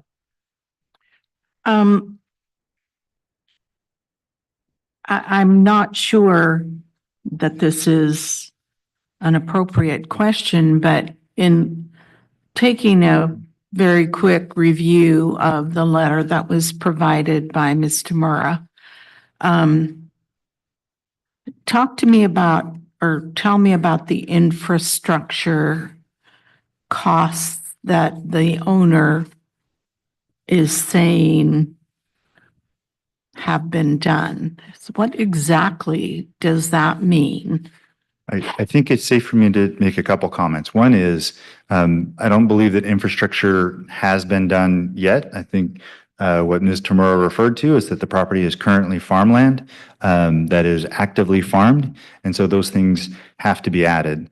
The other thing that I'll say is that what's on the agenda tonight is the resolution for necessity, going through the procedures of determining that the findings have been met for the resolution of the necessity. And we can't necessarily comment on the appraisal process or the negotiations process or any of those kinds of things as a part of this item because it hasn't been agendized. So I don't like to not answer questions when I'm answering questions, but I think that's the best answer I have for you. And that was kind of the root of the question. If it is farmland, is the owner saying that they have already put the infrastructure in place, which would not seem logical to me? Or is it still used as farmland with only what is necessary for that?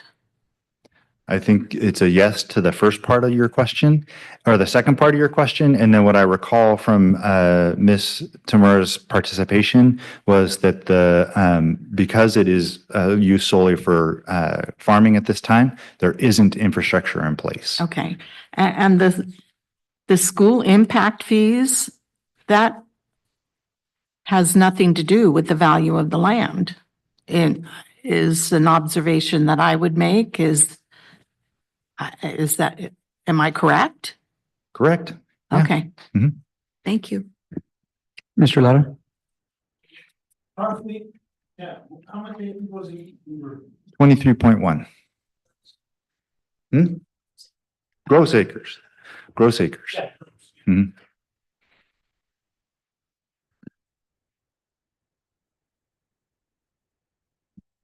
Are there any further questions or comments from the board? Ms. Cabral?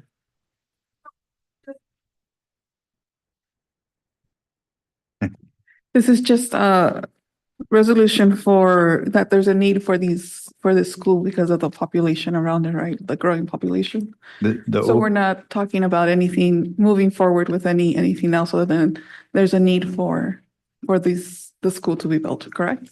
Correct. So there's a procedure that the school district is engaged in related to eminent domain. It has several steps along the way. The first one was the offer letter that was sent on July 24th. And then the next one is adopting this resolution of necessity. So the item in front of the board tonight is determining that those 4 findings that are a part of this resolution have been met, and that the project is required to serve students. Our public responsibility is met by this project. Thank you. And just for clarification, do we end the hearing once we've moved forward with our vote? Is that correct? Is that when we'll conclude the hearing? I think that's the best idea. Thank you. All right. Seeing no further questions or comments from the board, may I have a motion? I'll go ahead and move that. I'll close the hearing first. So at this time, I will now close the hearing, and then we'll get into the hearing will now close. The time is 7:51. Now, are there any further, excuse me, may I have a motion? All right, I'll go ahead and move that the Board of Education adopt the proposed resolution of necessity and authorize and direct that eminent domain proceedings be filed to acquire the subject property as presented. And I will second. It is moved by Ms. Cabral and seconded by Ms. Cordero to adopt the proposed resolution of necessity and authorize and direct that eminent domain proceedings be filed to acquire the subject property as presented. Roll call. Okay. And do we need a roll call for this item? Okay, roll call. Mr. Laura? Ms. Cabral? Aye. Mrs. Cordero? Aye. Mr. Valencia? Aye. Motion passes. We now move back to item A, 2023-2024, audit report for the Santa Maria Bonita School District. Mr. Beecher. Thank you very much, school board.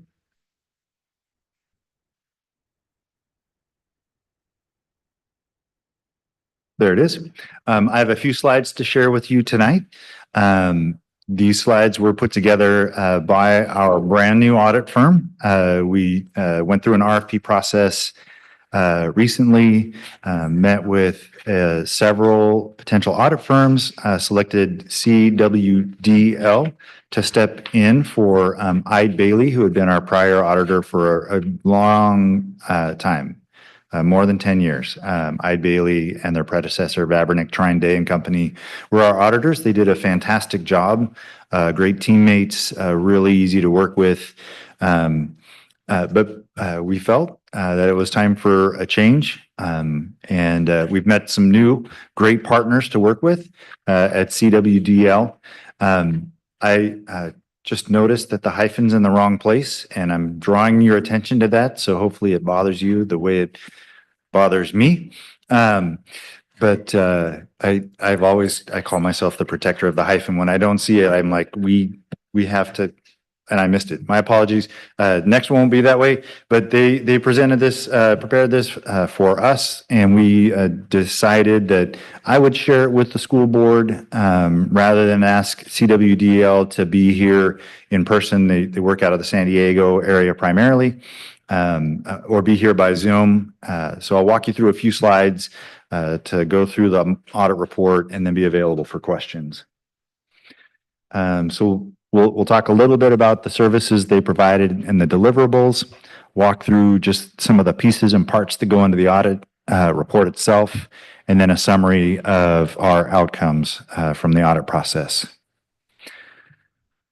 So when an audit comes together, you have an audit of the district's financial statements as of the year end. Most of what we do in the boardroom has to do with the budget, and we walk through our interim reports. Brian King is going to be doing that a little bit later. We do a lot of that in here. What the auditors focus on is just the actual financial outcomes. There isn't a lot of measurement about budget. It's all about if you were to share this information with a bank or a lender, would they be able to accurately make decisions about the school district's financial status? So it also looks at the types of compliance requirements around federal requirements and state requirements. They test attendance, they test ASB, and so there's quite a bit of very detailed work that they do. And I'll share with you that while Mr. King sits in the center of that, and what he does a lot of is asking for the support of staff throughout the school district, whether it's at school sites, if it's in the plan alignment department, if it's in HR. It's really throughout the district. Everyone who does anything with a financial decision, a requisition, a contract, they all participate and engage in the process of helping us finish our audits off. So we rely a lot on our teammates here in the district. So within the components of our financial statements, probably the primary outcome is the independent auditor's report. At the end of all of it, we're happy to have an unmodified opinion. They don't celebrate the conclusion of an audit. They basically say, we're going to give you a standard opinion that says that your financial statements present fairly in all material respects. And that's like the best you can get out of an auditor. They don't make a big deal about it. And so we're happy to have that. We work really hard to make that happen. There's a lot of procedures that people go, this is really frustrating, you're wasting my time, but it's really about making sure that at the end of the day, our records are clean, and we have good information in this room, and we have good information for our partners in finance to make decisions about our credibility and our credit. Some more components, the management discussion and analysis, that's something that Mr. King works on to kind of tell the narrative story. If you look in the front, the first probably couple dozen pages is our management discussion and analysis. It really is the kind of meat and potatoes, tells the story of the district. If you can stand numbers and you want to understand numbers, that's a great place to start and really finish. It gets really kind of granular and technical after that, but that tells the story of the district after that. You have the basic financial statements, the statement of net position. It's like a balance sheet. It's your checkbook and your loans. Statement of activities, your income statement. Your fund financial statements that kind of break out the different specific funding streams that we have. And then the governmental funds. And I won't go deep into that because that gets pretty foreign to any of us who, a lot of the other statement of net position and activities, that looks a lot like our own personal finances on a grand scale. But when you get into the governmental funds, it gets kind of more structural. At the end, you have the notes to the financial statements. This is where you find the stuff that's not easy to read from your number statements at the beginning. It talks specifically about your debt. It talks specifically about your retirement systems. Those notes are really what's important if you're into financial information or you want to research even other financial companies. It's the notes that tell the story in detail if there's something happening. Supplementary information is pretty grand for a school district. Our schedule of federal awards, state awards, our attendance trends are in there. There's a lot of really interesting information. Again, if you can stand numbers, understand numbers, and you want to learn more, it's deep in that. And then they also express several opinions in the back about some of those supplemental reports, and that's what's on page 91 to 99. And then at the very end, there's kind of a one-sheet, one-side summary of the auditor's results on 100 through 105. And so this is that summary. It does show that we have an unmodified opinion related to the financial statements and federal and state awards, which is very important, that there are no financial statement findings or question costs. Again, very important that there are no federal findings or question costs for the year ended June 30th, 2024, which is really important. We do have one state compliance finding for this year that I want to talk to you about. So this finding has to do with the education code. It talks about Education Code Section 41372. It describes that for a district like Santa Maria Bonita School District, we're required to spend a minimum of 60% of our budget on education, on instruction. And it's connected to teacher salaries or salaries that are involved in the direct process of teaching and learning. For more than a dozen years, save 1 year in the middle during COVID, we've been out of compliance with this education code. Up until this year, when we've learned in September that we are out of compliance with this portion of the education code, we've put together a waiver, submitted that waiver to the county office, and the county office has approved that waiver. Many times that process has been done in less than a month. Sometimes that process has taken a little bit longer, maybe a couple months, but most of the time we're in and out of there within a month. So we provide that approved waiver to our auditor. They see that we're out of compliance with the education code, but we have a waiver from the county, and so we don't have a finding. And so what goes into the waiver, I know we've shared it with the school board in the past, but it's basically a comparison of our salaries for teachers compared to similar districts' salaries for teachers. And if we're paying a wage that's higher or competitive, if it's higher, we can get the waiver. Another way to have to be exempt from this is to have class size, no single class, more than 28 students in it. But we comply with the salary, or we qualify for the waiver by having higher salaries for our teachers.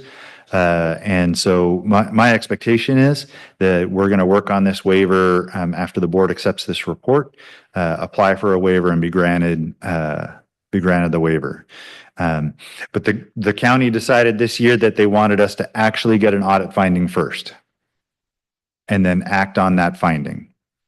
I'm not super clear on why that was important to start this year. But they gave us clear communication on that. So that's why this is a finding tonight. Let's see. I want to make sure.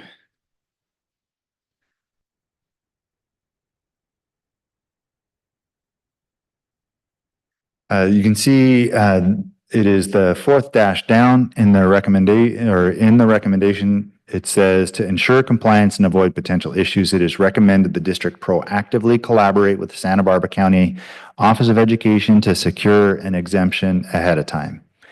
So that was our practice for a number of years. But our auditor has suggested that be something we try and re-engage with our county office to see if we can get that exemption earlier. One thing I do want to make sure that I point out is that more than half of elementary schools in California fail to meet this requirement. So we're not alone, but this is a procedural requirement at this point in the education code. And so you can see here that CWDL is grateful to be working with the Santa Maria Bonita School District. One of the things they said is that I don't remember the exact words in our exit meeting, but it was something along the lines of, we haven't been through an audit like this before. And what they were talking about is how quickly Brian King was able to provide them with all of the documents they needed based on the teamwork of everyone who works in the SMBSD family being responsive to his requests. And the excellence in what they provide to Brian allows him to provide excellent documentation to our auditors so that they're able to get in and get out and have an audit experience with a client that they've never had before. So it's a tribute to Brian and his work, but also a tribute to every person who works within what we do for the district fiscally. And we have an amazing team. But he left his email and his phone number here as well, even though he couldn't be here tonight, so that if there are questions or reasons to reach out after the fact, he's available, and we can certainly pass those along as well. With that, I'm open for any questions you might have. Board colleagues, any questions or comments?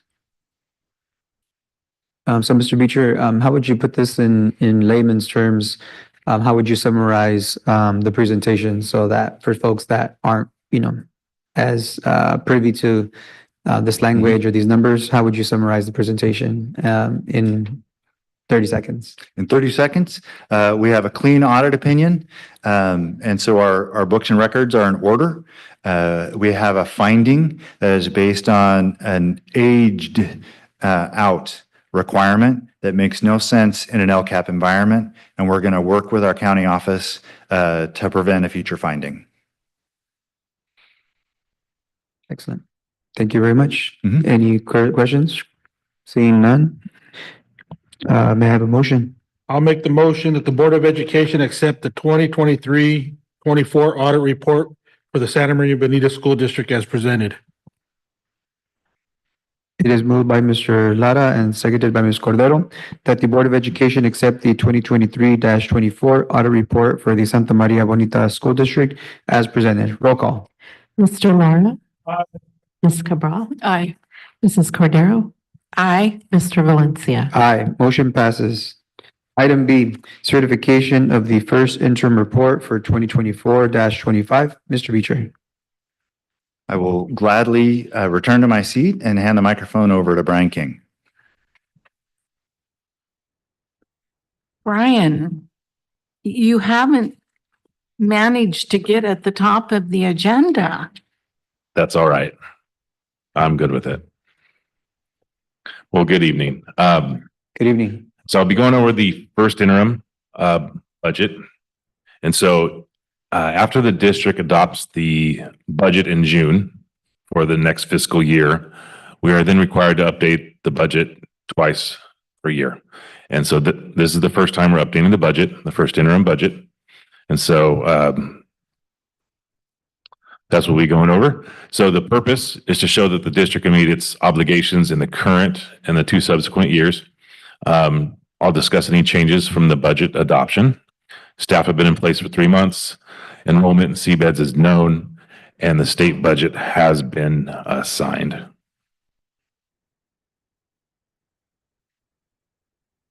So looking at some of our summaries we used for the first interim budget, our enrollment did increase by 170 from what I used at budget adoption, and that resulted in an increase in ADA of 168. So our estimated ADA and our estimated funded ADA is 16,315. And to recap, the district is funded by the higher of current year, prior year, or a 3-year average of ADA. And so this year we're funded off of our current year ADA. Some of the revenue highlights, our LCFF revenue increased by $2.9 million. That's a result of the increase of the ADA. Our federal restricted program carryover is $6.7 million. Those are our title funds. So when we close the year, then we know what we're carrying over to the next year, and that's what we put in first interim. We have our federal COVID dollars carryover, the last of our federal COVID dollars, $15 million. Lottery increase, $692,000. Local revenue increase of $4.8 million. That's interest. Increase in our interest. We did get a wellness coach grant of $3.1 million. We received additional funds for our teacher induction programs. We also have our state restricted carryover of 6.8. And then lastly, we have our expanded learning opportunity program prior year allocations. So we need to send back to the state $25.8 million of our ELOP dollars. So I'll give you a little context on that. So ELOP funding started in 21-22. And at the time, the CDE did not release spending timelines. The ELOP consultants advised the district that the district had 3 years to spend the funds. So with that understanding, the district prioritized summer school with funds that would be expiring sooner, like the Expanded Learning Opportunities Grant and some of our ESSER dollars. The services were provided to the students. The district just prioritized a different funding source. And so when the legislature finalized the spending deadlines, the requirements were you have 2 years to spend the funds.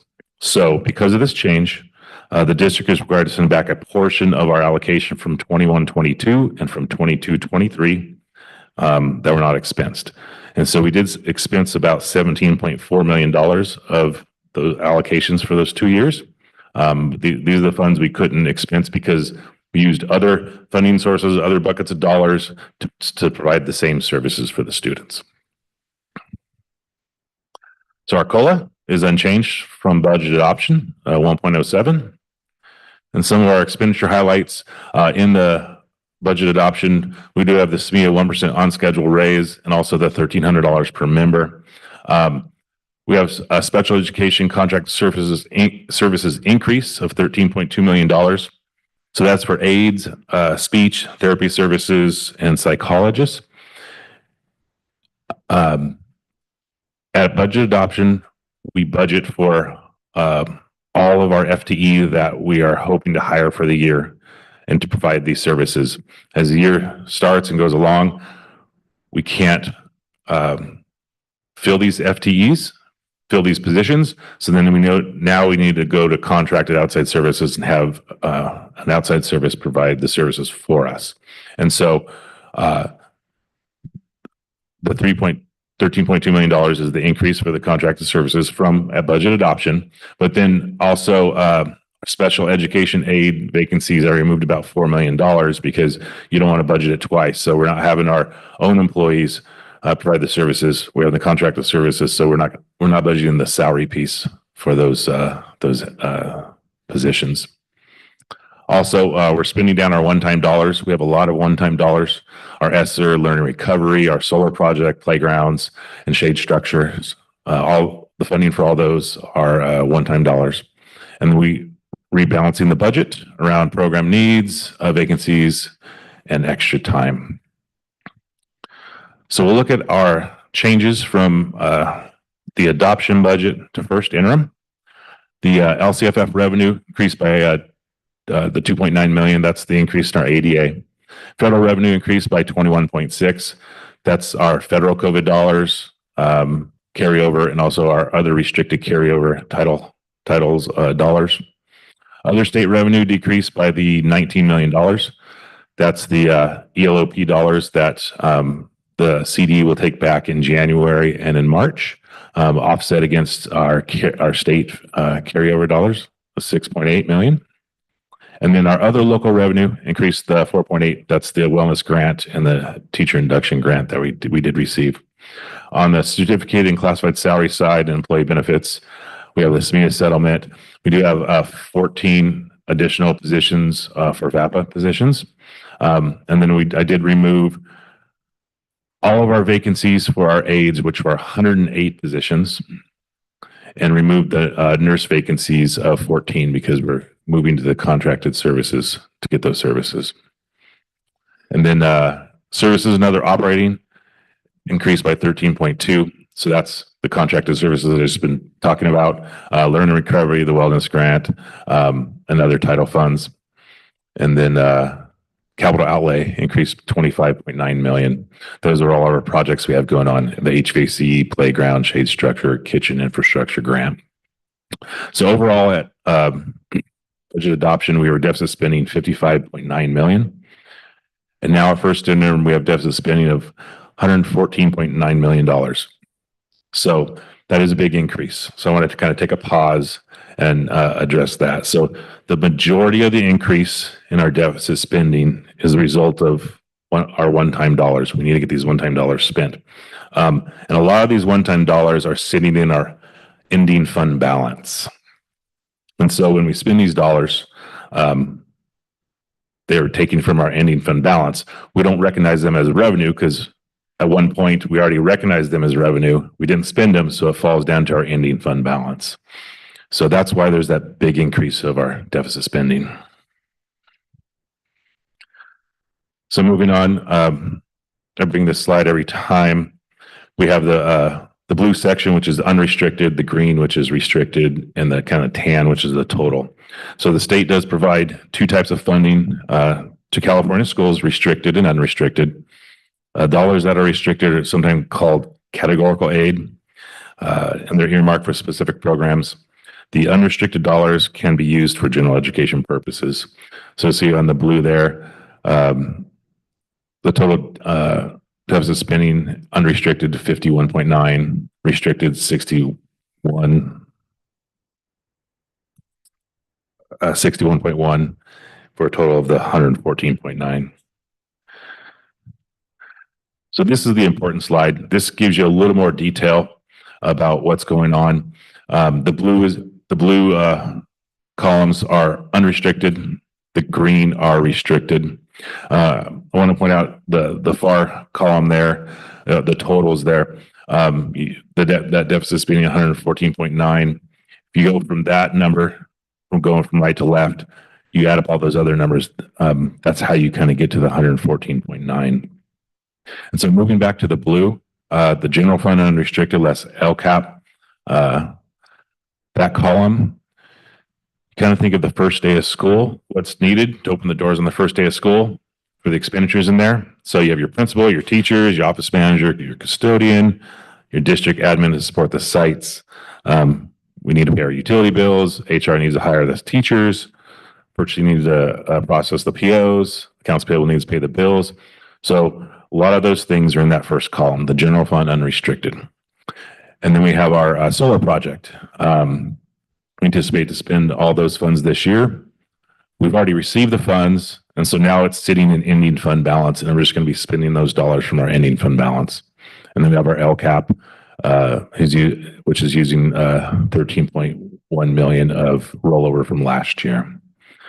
Now the green, the restricted education, that is our title funds, special education, and some local grants. The restricted education recovery, those are a combination of the expanded learning opportunities program dollars and also some one-time dollars like the learning recovery arts music grant. So it's a combination of one-time and ongoing dollars. Restricted recovery COVID, those are our COVID dollars, our federal and state dollars. And then our restricted operations is our routine restricted maintenance.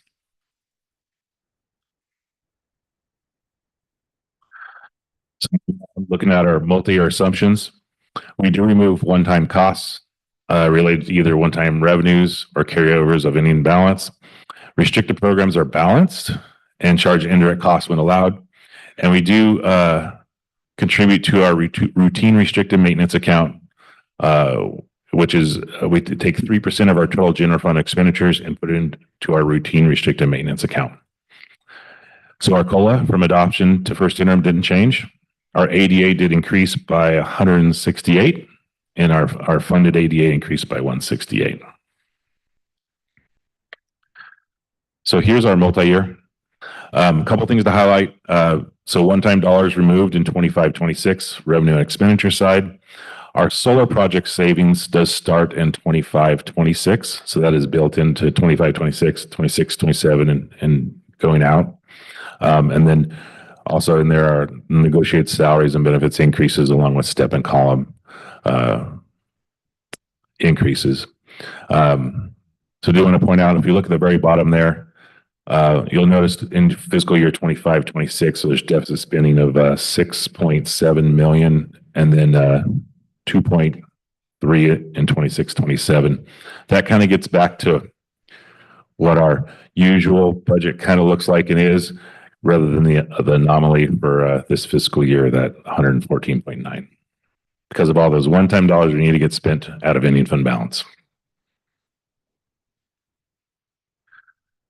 So fund balance in excess of minimum reserve requirement. This is required by the state. Basically what we need to do is if we have an ending fund balance that's greater than our 3% reserve requirement, we have to state the dollar amount over that and then substantiate why we have an ending fund balance greater than 3%. So we do for all the 3 years. For 24-25, it's 10.7 million, and 7.8 and the 5.9. Down below is a substantiation of why we want to keep an ending fund balance greater than our 3%. We do have that set aside for our COP debt service payments. So lastly, what's new and what's next? In January, school services will have a presentation for the governor's 25-26 state budget. I'll be back in March to update the budget for the second time.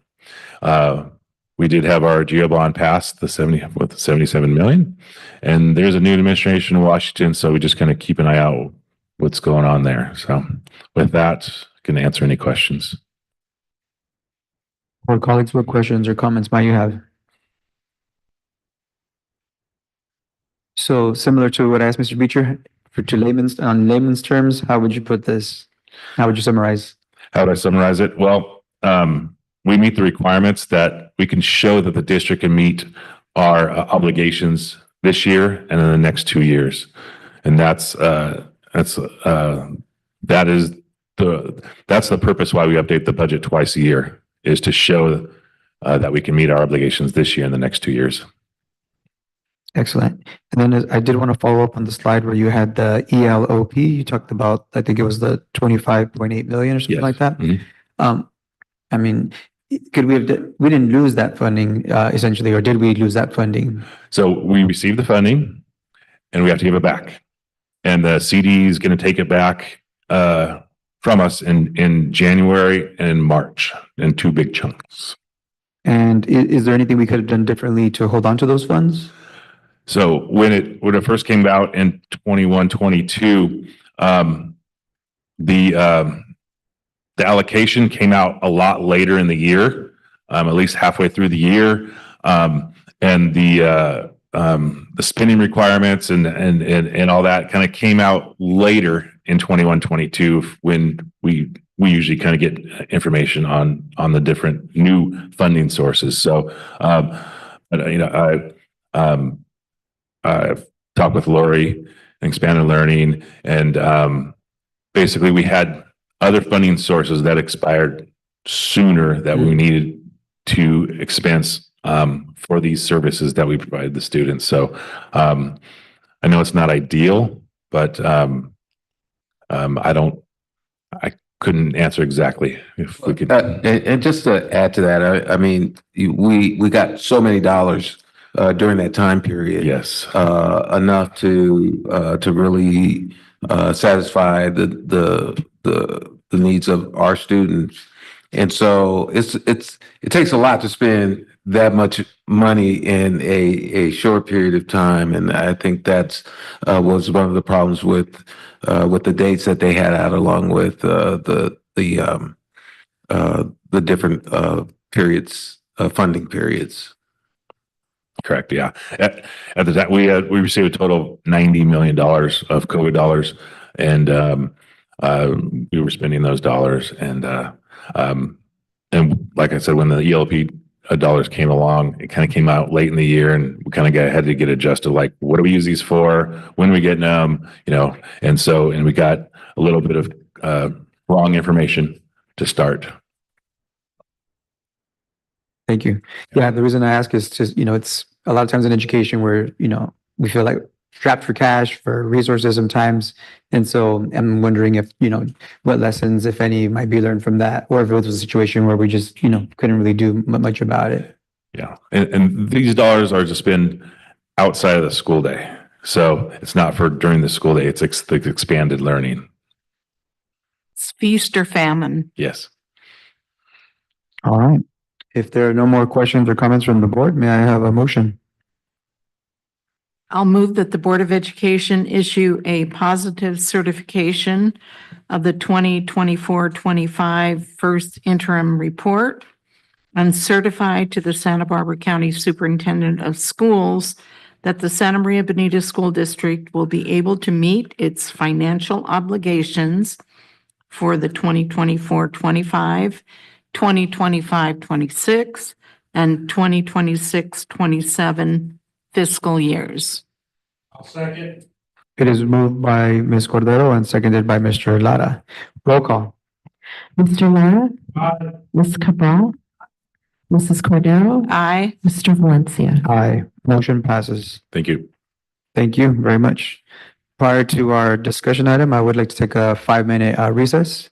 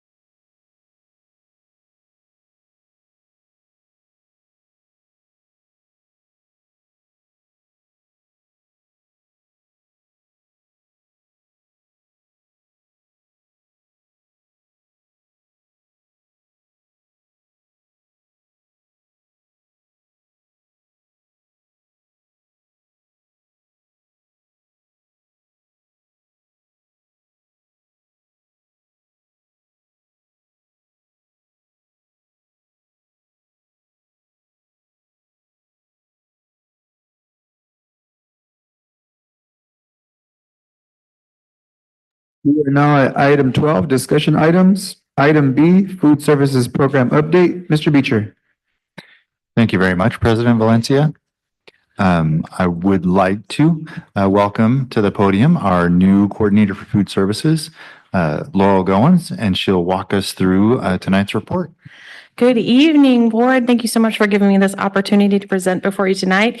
Thank you, cabinet. Thank you, audience and my family for coming.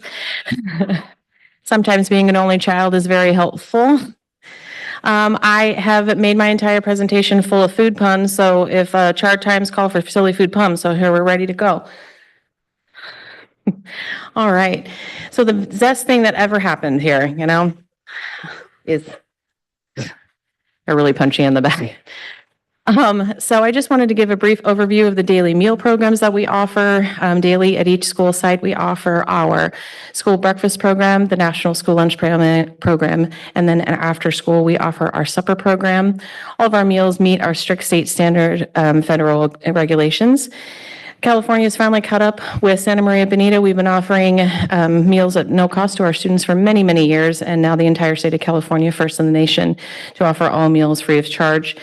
And then we also offer the fresh fruit and vegetable program. We're one of the few school districts in the state of California. It is a tasting program for elementary students, and they can have new and exciting fresh fruits and vegetables 3 days a week, Monday, Wednesday, Friday, and it's offered at recess, and they get to taste fun things that some of us have never tried before, like rambutans. Who's had one of those?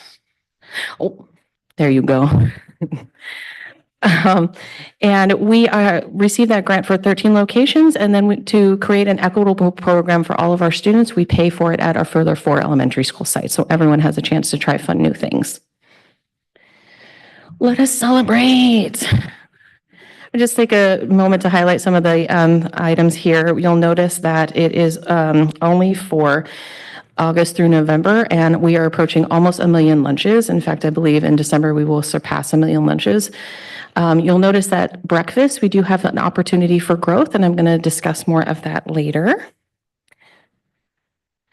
Good chives only. I'm going to pause for a little bit on this slide because I feel that it's really important to highlight our growth that we've done just since July when I joined this wonderful team. Last year, we had 153 team members who were working very, very part-time with an average of less than 3 hours per day, and only 35 team members that are considered full-time equivalent with 6 hours, and that qualifies them for benefit and retirement. I know Maggie's no longer here, but she is definitely going to be enjoying that retirement. And my father over there also is enjoying his CalPERS retirement. This year, so far, we have completely flipped that to 64 team members who are working less than 3 hours a day, and they can stay in those positions as long as they are here with us on our team. But we are providing some growth opportunities, and we have now moved 113 of those team members internally to positions that are full-time equivalent of more than 6 hours per day. I would also like to highlight that this opportunity has created a decrease in our absentee rate. On our last school year, our absentee rate in the month of October was 35%, and in this October it was 14%. All right, Penny, for your thoughts. I'm just going to say all the puns out loud. So in the lower left-hand corner there are our students at Adam enjoying what the board enjoyed for dinner this evening, the roast chicken, mashed potatoes, and a snowman pretzel because it is winter time. It was very popular. The Fideo is the center picture. That is a new recipe that we are debuting this Friday. And on the far right was the day at Miller that we had a school-wide pizza party, and we had to take some selfies with pizza because life is better with pizza selfies. All right, we're raising the roof. So we do have an excess, and that was my favorite too. We do have an excess fund balance of $3.9 million. Mr. Beecher has told me I'm the only service area that is allowed to absolutely ruin my budget this year. So we are going to be buying equipment left and right. Despite what we just inclusive of what we have spent on increasing hours for our team members and those growth opportunities. We have done an equipment assessment. I would just like to say that the nutrition software we're currently using, we purchased the same year that Mrs. White came to her position here in the district. So It's time to move on to something a little more exciting. I am going to just exit out of my presentation for a brief second, and I'm going to show you our new website, which is debuting tomorrow. Okay. This is a new section of the website for our menus. I'm going to scroll down quickly. I have to keep reminding myself it's not a touch screen.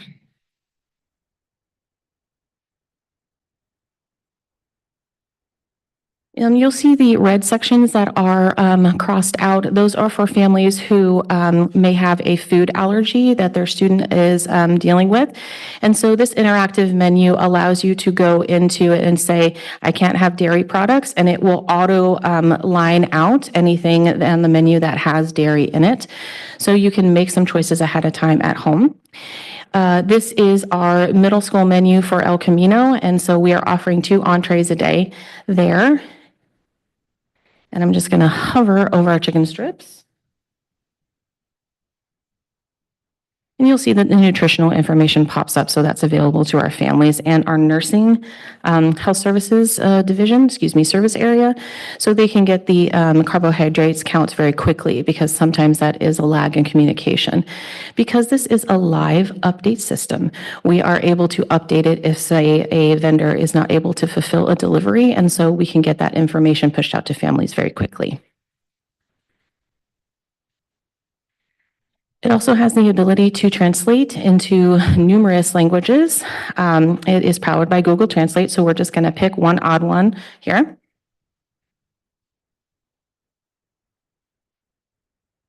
Does anyone in the room speak Afrikaans? Nope. Okay, we're going to try that one anyway.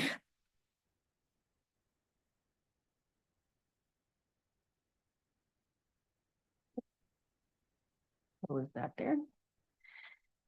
Now, I can't verify that this translation is absolutely perfect, but I'm assuming that it is. You'll see that it still goes through, and we have the dairy that is still line itemed out. So I am assuming that Google is usually pretty good at translating. Okay, I'm going to go back to my presentation.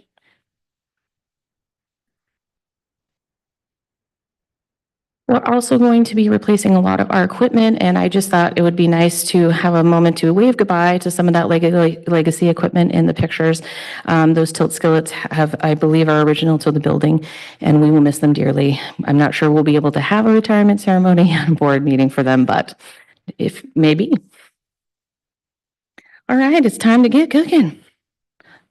All the puns.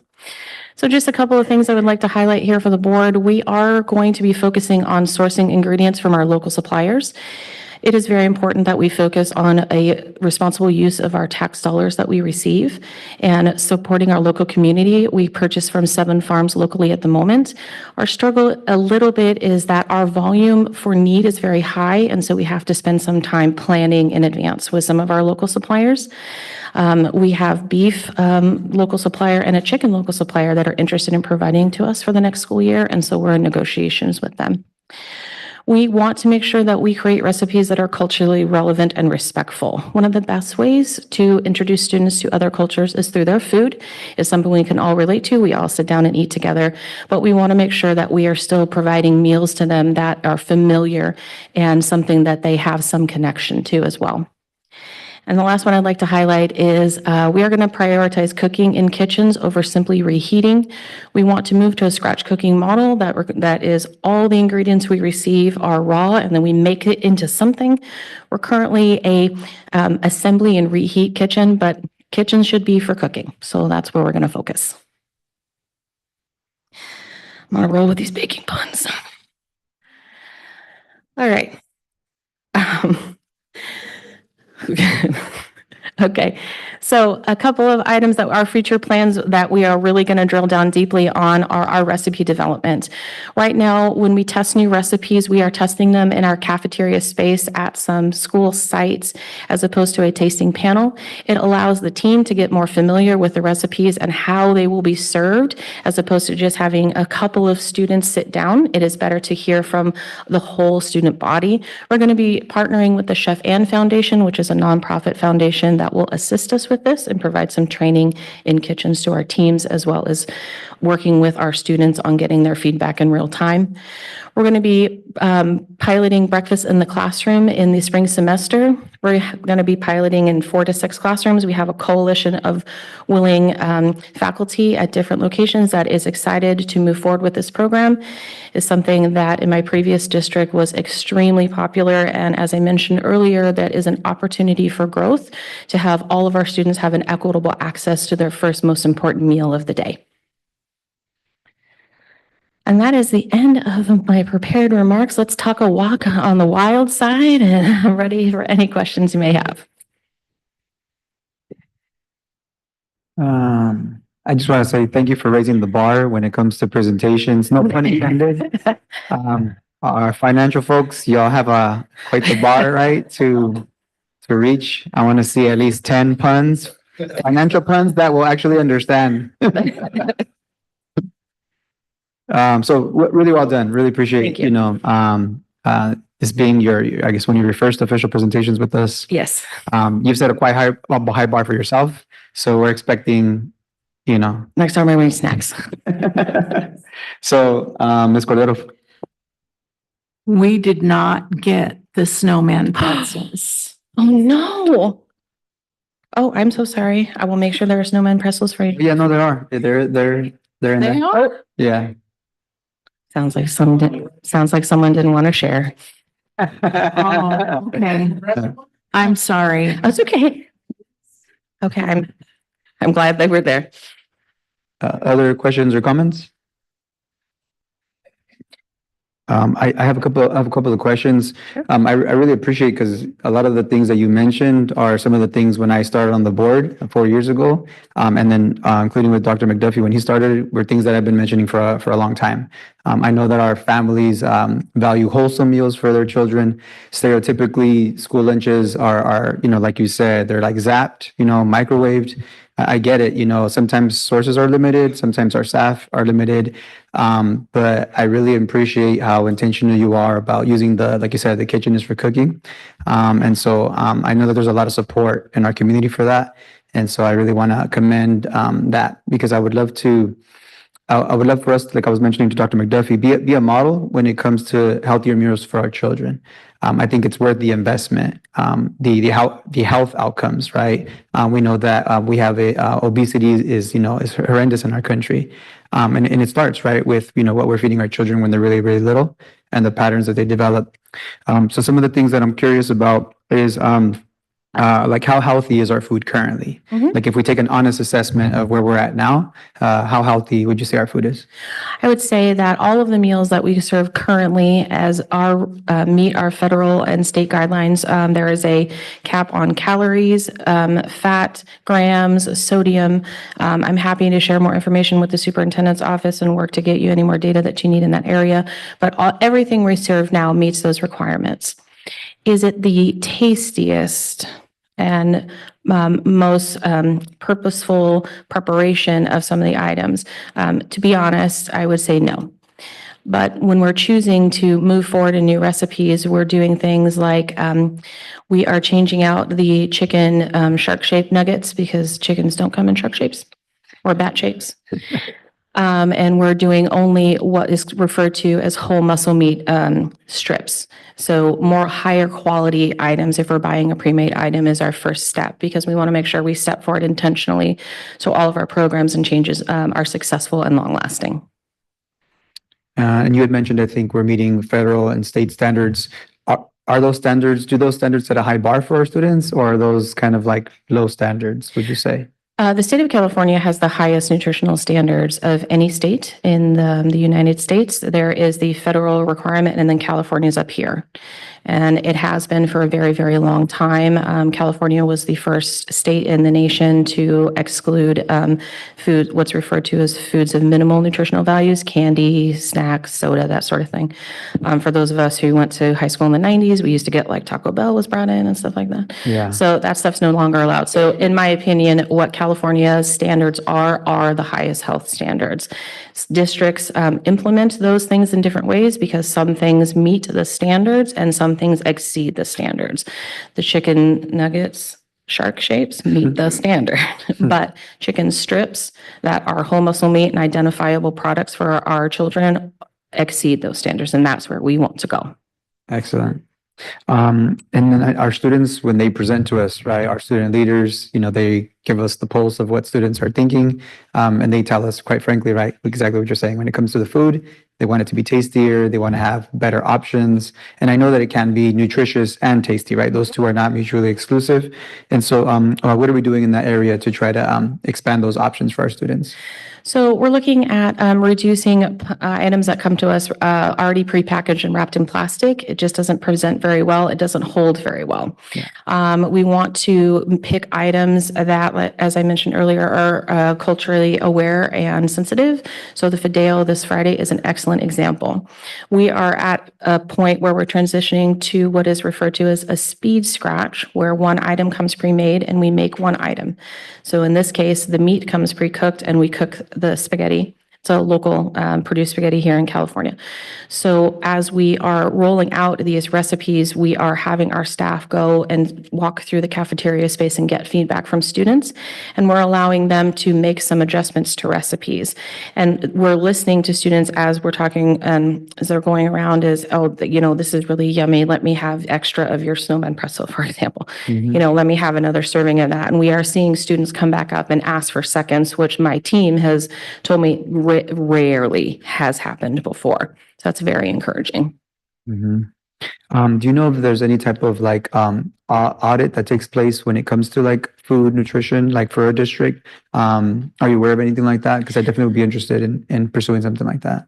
Yes, there's actually, we just finished the audit last year. I'm just looking to Mr. Beecher just to confirm. And they come down every 3 to 5 years, depending on their staffing. State representative comes down from the nutritional service. It's called the division there. And they come in and they look at our accounting, they look at our menus, they look at our production records. It's a very intense, thorough audit. My understanding from the audit that we just finished this last year is that there were no findings. Yes. And then we have another one that happens also in the summer. So every program that we serve receives an audit every 3 to 5 years from the state level. And is that audit regarding how healthy the food is, or just whether our financials are in order? Both. Both? Yes. Okay. Do you know the results of those findings, a brief summary of that? I'm happy to work with the superintendent's office to get you more of that information. I was not here for it, so I don't want to misspeak. Sure. Thank you. Do you know if we use plastic containers to store any of the food that students have? I'll give you an example. At Summer High School, I noticed sometimes some of the to-go things for kids to make it more convenient, grab and go, have a lot of those plastic, non-reusable containers that just end up in the trash can. Do you know if we use that or do we not use that? Currently, I believe we are going through some inventory that we had. All of our plastic containers that we have are recyclable, but our goal is to get to fully compostable to meet this. I apologize, remember the state SB off the top of my head number, but our goal is to get to 100% compostable for any single-use items. Yeah, that would be great. I definitely would, highly encourage that as well, because I see how much unnecessary trash these bins collect. It's just so unnecessary, bad for the environment, et cetera. And then you kind of alluded to this, but have you all had conversations about kind of the farm to table kind of movement that's taking place? You had already kind of referenced it a little bit. Can you tell us a little bit more about what you all are doing in that area? Sure.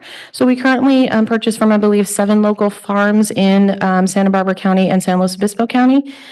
I can only think of 2 off the top of my head at the moment, which is Mallard Lake, where we get our kiwis from, and Shanley Farms, which is more up towards Morro Bay. We get finger limes from there. Has anyone ever tried finger limes before? They're delicious. Referred to as citrus caviar. Yeah. And we also get fresh avocados from there. I'm assured they're delicious. I'm allergic to avocados, so I haven't tried them, but I'm told they're very good. And we get our strawberries from a farm. I cannot remember because they're out of season now, but here locally. But again, it's the volume issue that we're having currently.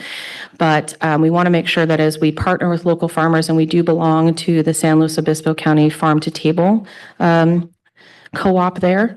And as we purchase, we want to make sure that we are providing equitable access to our local items to all of our community. So we want to make sure that farm is ready for the amount that we're going to be purchasing, because it is quite large. And was it, do you know if it was your idea or somebody else's idea to enhance our full-time staff as opposed to our part-time staff? Was that something that you brought to us, or do you know who? I never take full credit for an idea because it's always a community and a team that brings that together. But when I came in July, one of the first things that my team shared with me is the struggle of attendance. And when I looked at the staffing, one of the first things I noticed is, well, you have an awful lot of people who are 2 or 3 hours. And so if they are taking an appointment for an hour, then like, we'll only have to worry about 1 more hour. So like, I'm just not gonna come. So I would like to say that they already had it in their minds, but implementing it began when I came. Thank you for hiring me. Yeah, I really appreciate, your team's leadership on that, because it seems like it's already had an impact, right, on the folks that are not showing up to work for whatever reason, right? And the benefits, right? I mean, that's a really important part of folks wanting to, stay at a job site, right? So I commend you and your team for doing that. I will share your thoughts. Thank you. And I commend you all also for the emphasis on culturally relevant foods, right? Having fideo in school, that's one of my favorite foods. I wish I had that when I was in elementary school. I can't think of a time where I've ever ordered sloppy joes on purpose as an adult. I like hamburgers, but not sloppy joes. And so I appreciate how intentional you are doing with that. I want to commend you and your team for doing that, because I see a lot of wonderful things happening. And I would like to get a more consistent update on things like this. So that's something that I would like to request in the future, and I'll share more about that a little bit later. Okay, thank you very much. Any other questions or comments from the board? All right, seeing no further questions, the Board of Education acknowledges receipt of the food service program update as presented. Thank you very much. Item 13, new business. Are there any new business items requested from the board? Mr. Lara? Yeah, I would like to get some feedback on how we are going forward with AI. Just where we're at in our schools and with the teachers and students. So, nothing, just to see what's going on. Yeah, we can probably do that in the board update. That'll be okay? If I have any other further questions, I'll know who to reach out. Thank you very much. Anything else for you, Mr. Lara? All right, Ms. Cabral?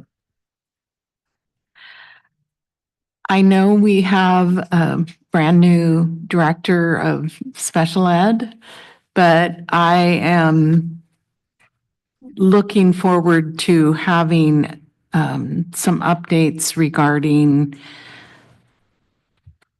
issues that have been brought to our attention within the next several months, if that's possible.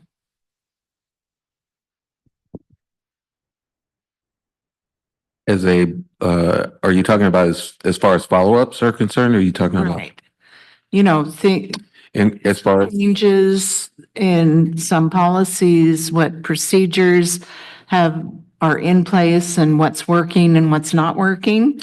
Okay, and maybe what we can do is talk more specifically about some things like inclusion or some Right. things that have been brought up that we can possibly put on the agenda as new business.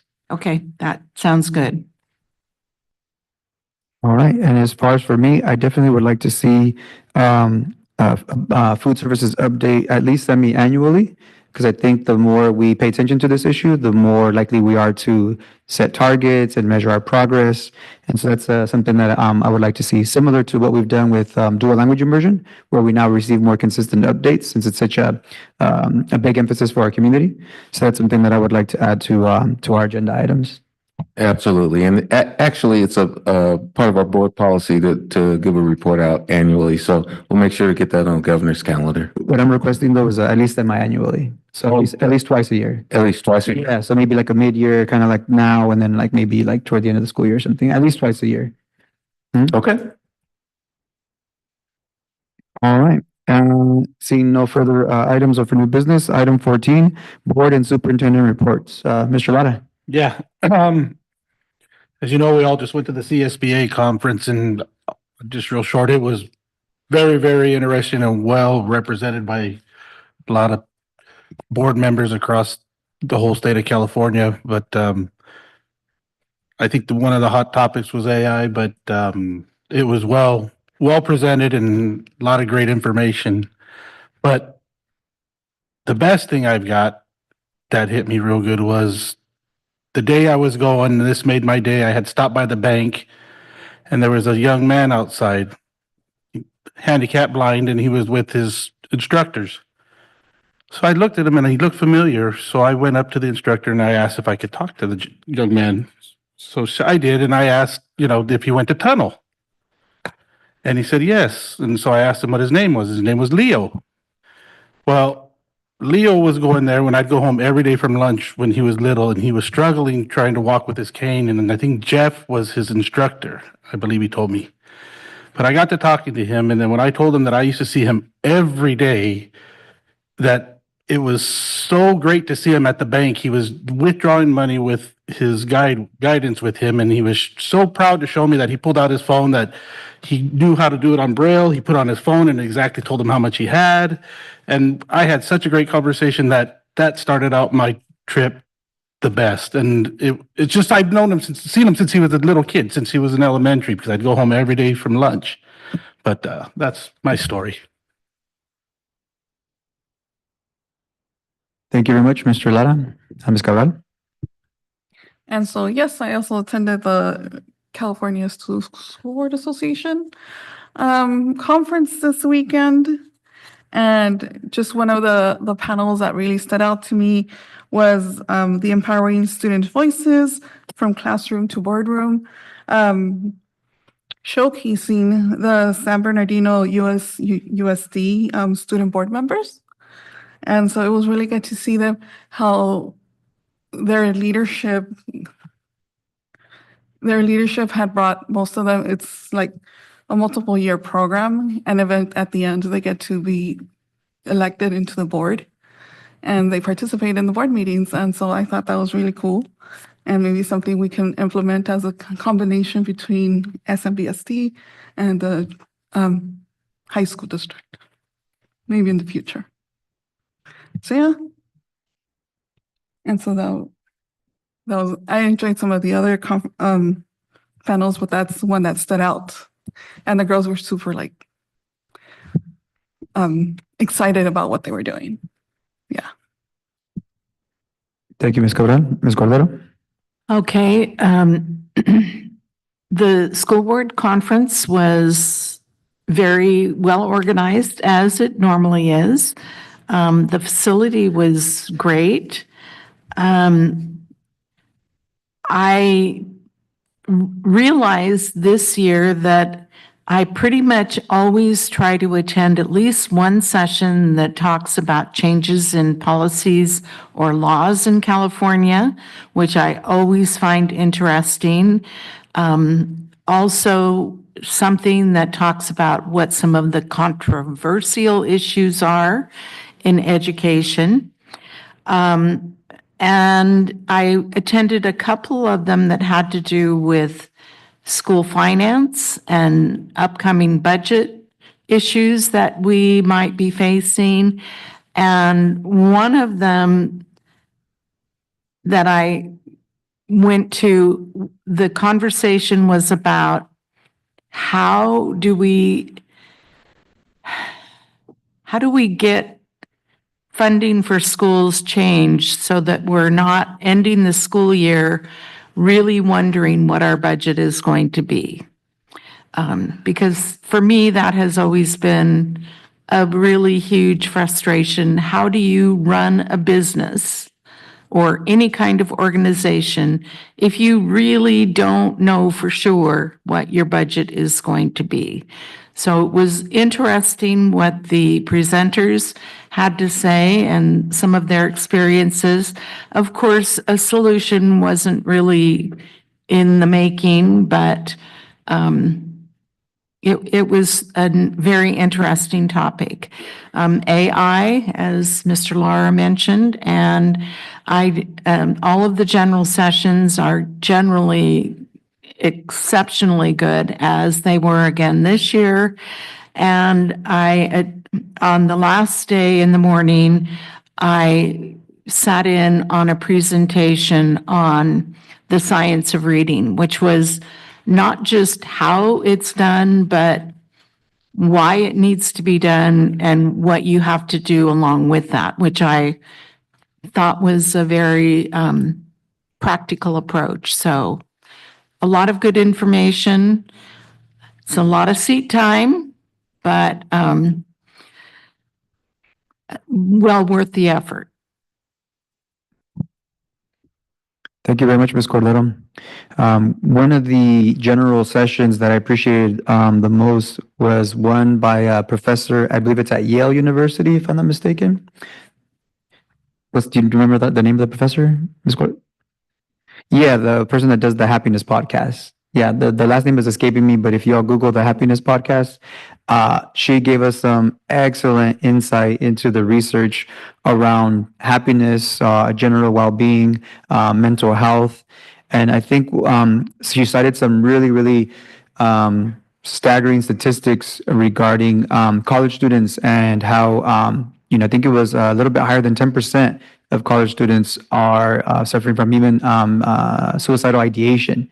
She pointed out the ironies of being around so many like-minded people your own age group, and yet feeling isolated, feeling lonely, which one of our young people today, alluded to. And I think that's why it struck such a chord with us that many of us can either relate to it or know people who have been there. And so she shared with us some really wonderful insights and tips around that. She shared from the basics of making sure that we're making time for exercise. She says 30 minutes of exercise is equivalent to taking some of those pills that many people take to deal with things like depression or anxiety. She talked about the importance of social connection, even especially when we're not feeling like being social, when we just want to go to Netflix or go to our phones. She talked about how critical it is that we make that effort to make that phone call to check in with friends, check in with family, and not just the text, but actual in real time. So I appreciate her sharing these things because she also, not only does she have a free course, I believe it's called Coursera, where all of us can take this free Coursera, thank you, we all can take this free course, but she also says that there's resources for teachers, free resources for teachers to then teach their students some of these, for lack of better words, happiness strategies. So I think it was really helpful to all of us that do this work because it is hard work, it's hard work, but it is very hard work. And so this is just a reminder to all our staff to make sure that they're taking care of themselves, to take a break from their hard work, take your breaks, right? Because actually, the happier you are at work, I'm not going to say the more productive because she didn't use that word, but just the more innovative you are at work, right? And so, for the benefit of each other as colleagues, for the benefit of our students, make time for your mental health. She even specifically referenced things like meditation, which is something that I would love to see more in our schools and with our students. I know some teachers we actually experienced that today, right? In our workshop. And just those couple of seconds of breathing, I know was really helpful for me. And so imagine doing that for a couple of minutes a day, right? I know I do that with my high school students about once a week. And at first they're really jittery and they're not really used to it, but over time they start to really appreciate it. So yeah, it works. That's the thing. We are data driven, right? That means that we make decisions based on the best research. And so for me, it was essential. I really appreciate my board colleagues for taking the time from their busy schedules to do some learning, because just like we expect our teachers to engage in ongoing learning, professional learning, just like we expect our students to learn, it's important that we, as leadership, also engage in learning. So I appreciate all of you for all the hard work you are doing for our students. Please take care of yourselves during this holiday season, and I look forward to continuing our wonderful work together in the next year. All right, well, CSBA, I always love going there. Had board members there, actually. Ms. Lo Chung Vu was there, as well as my executive assistant, Kristen Cornejo. We had a really wonderful time there. One of the things I'd like to just mention is the fact that they talked about immigration. They talked about some of the rumors based on the elections that occurred and the fear that may be happening in some of our communities and our families. And so this is really something where they provided us with some resources as well as reinforcement of some of the laws that protect schools. You know, the most important thing that I'd like to reiterate to our families and our community is that our students are safe in our schools, and the privacy laws that protect them are in place. And so just trying to dispel rumors and things out there that really give our families anxiety. We'll be looking at messaging out something next week before we go on our winter break, and coming back to the board next month for also just affirmation and reaffirming our stance in regards to keeping our students safe. And so I just wanted to mention that was something that was talked about at the CSBA conference. Moving right along, this Saturday, we have the final robotics tournament for our elementary and junior high school robotics teams. Competition will be held from 10 to 2 at Delta High School. Our school teams have been holding duels for the past several weeks. There are approximately 34 teams, and most of them are from SMBSD schools. So exciting. As a reminder, our school board organization meeting is Friday. I'm actually reminding board members because we normally don't have board meetings on Friday, but it's Friday at 4. It is an organizational meeting that I hope that you will be there. Looking even further ahead, the 24th Annual Migrant Program Family Conference will take place on Saturday, December 21st from 9 to 1 at El Camino Junior High School. The event is free for all of our migrant families. There will be educational workshops for parents focusing on understanding student achievement data, using technology, and increasing their involvement in their children's education. There will also be activities for children and community resource books. The keynote speaker will be Tony Orozco, who will present Raising Resilient, Responsible, and Independent Children and Adolescents. I encourage all of our migrant families and interested staff members to be there. I will be there as well. As this is our final board meeting for of the year, I want to take a moment to express my heartfelt gratitude to always the Board of Education and your dedication and service throughout 2024. Your commitment to the students and families and staff of the Santa Maria Bonita School District has been instrumental in our ongoing efforts to ensure the success of every student. As we talk about winter break and as we approach winter break, President Valencia, you speak of mindfulness. It really is a time for us to enjoy our families and our friends and really take that time that we need to really decompress from this kind of ongoing of tasks that we have, the doing. We talked a little bit about this in one of our meetings today, but we're always doing, and we need to do a lot more being and really reflecting on who we are and why are we here? What's our purpose? Okay, I don't know why I went there, but I did. Looking ahead to next year, I'm excited about the work we will continue to do together, serving the students here at Santa Maria Bonita School District. And so, again, happy holidays to all. And I wish everyone a good evening. That's all I have. Thank you very much, Dr. McDuffie. I do appreciate you highlighting the importance of our staff and everyone taking care of themselves, because that's exactly what the research points out. If we fail to do that, then we will be hard pressed to accomplish all the wonderful things that we're trying to do. Item 15, adjournment. The next meeting for the Santa Maria Bonita School District will be the organizational meeting held on Friday, December 13th, 2024 at 4 p.m. There being no further business before the board, may I have a motion to adjourn? It is moved by Ms. Cabral and seconded by Ms. Cordero to adjourn the meeting. All in favor? The time is now 9:10 p.m. The meeting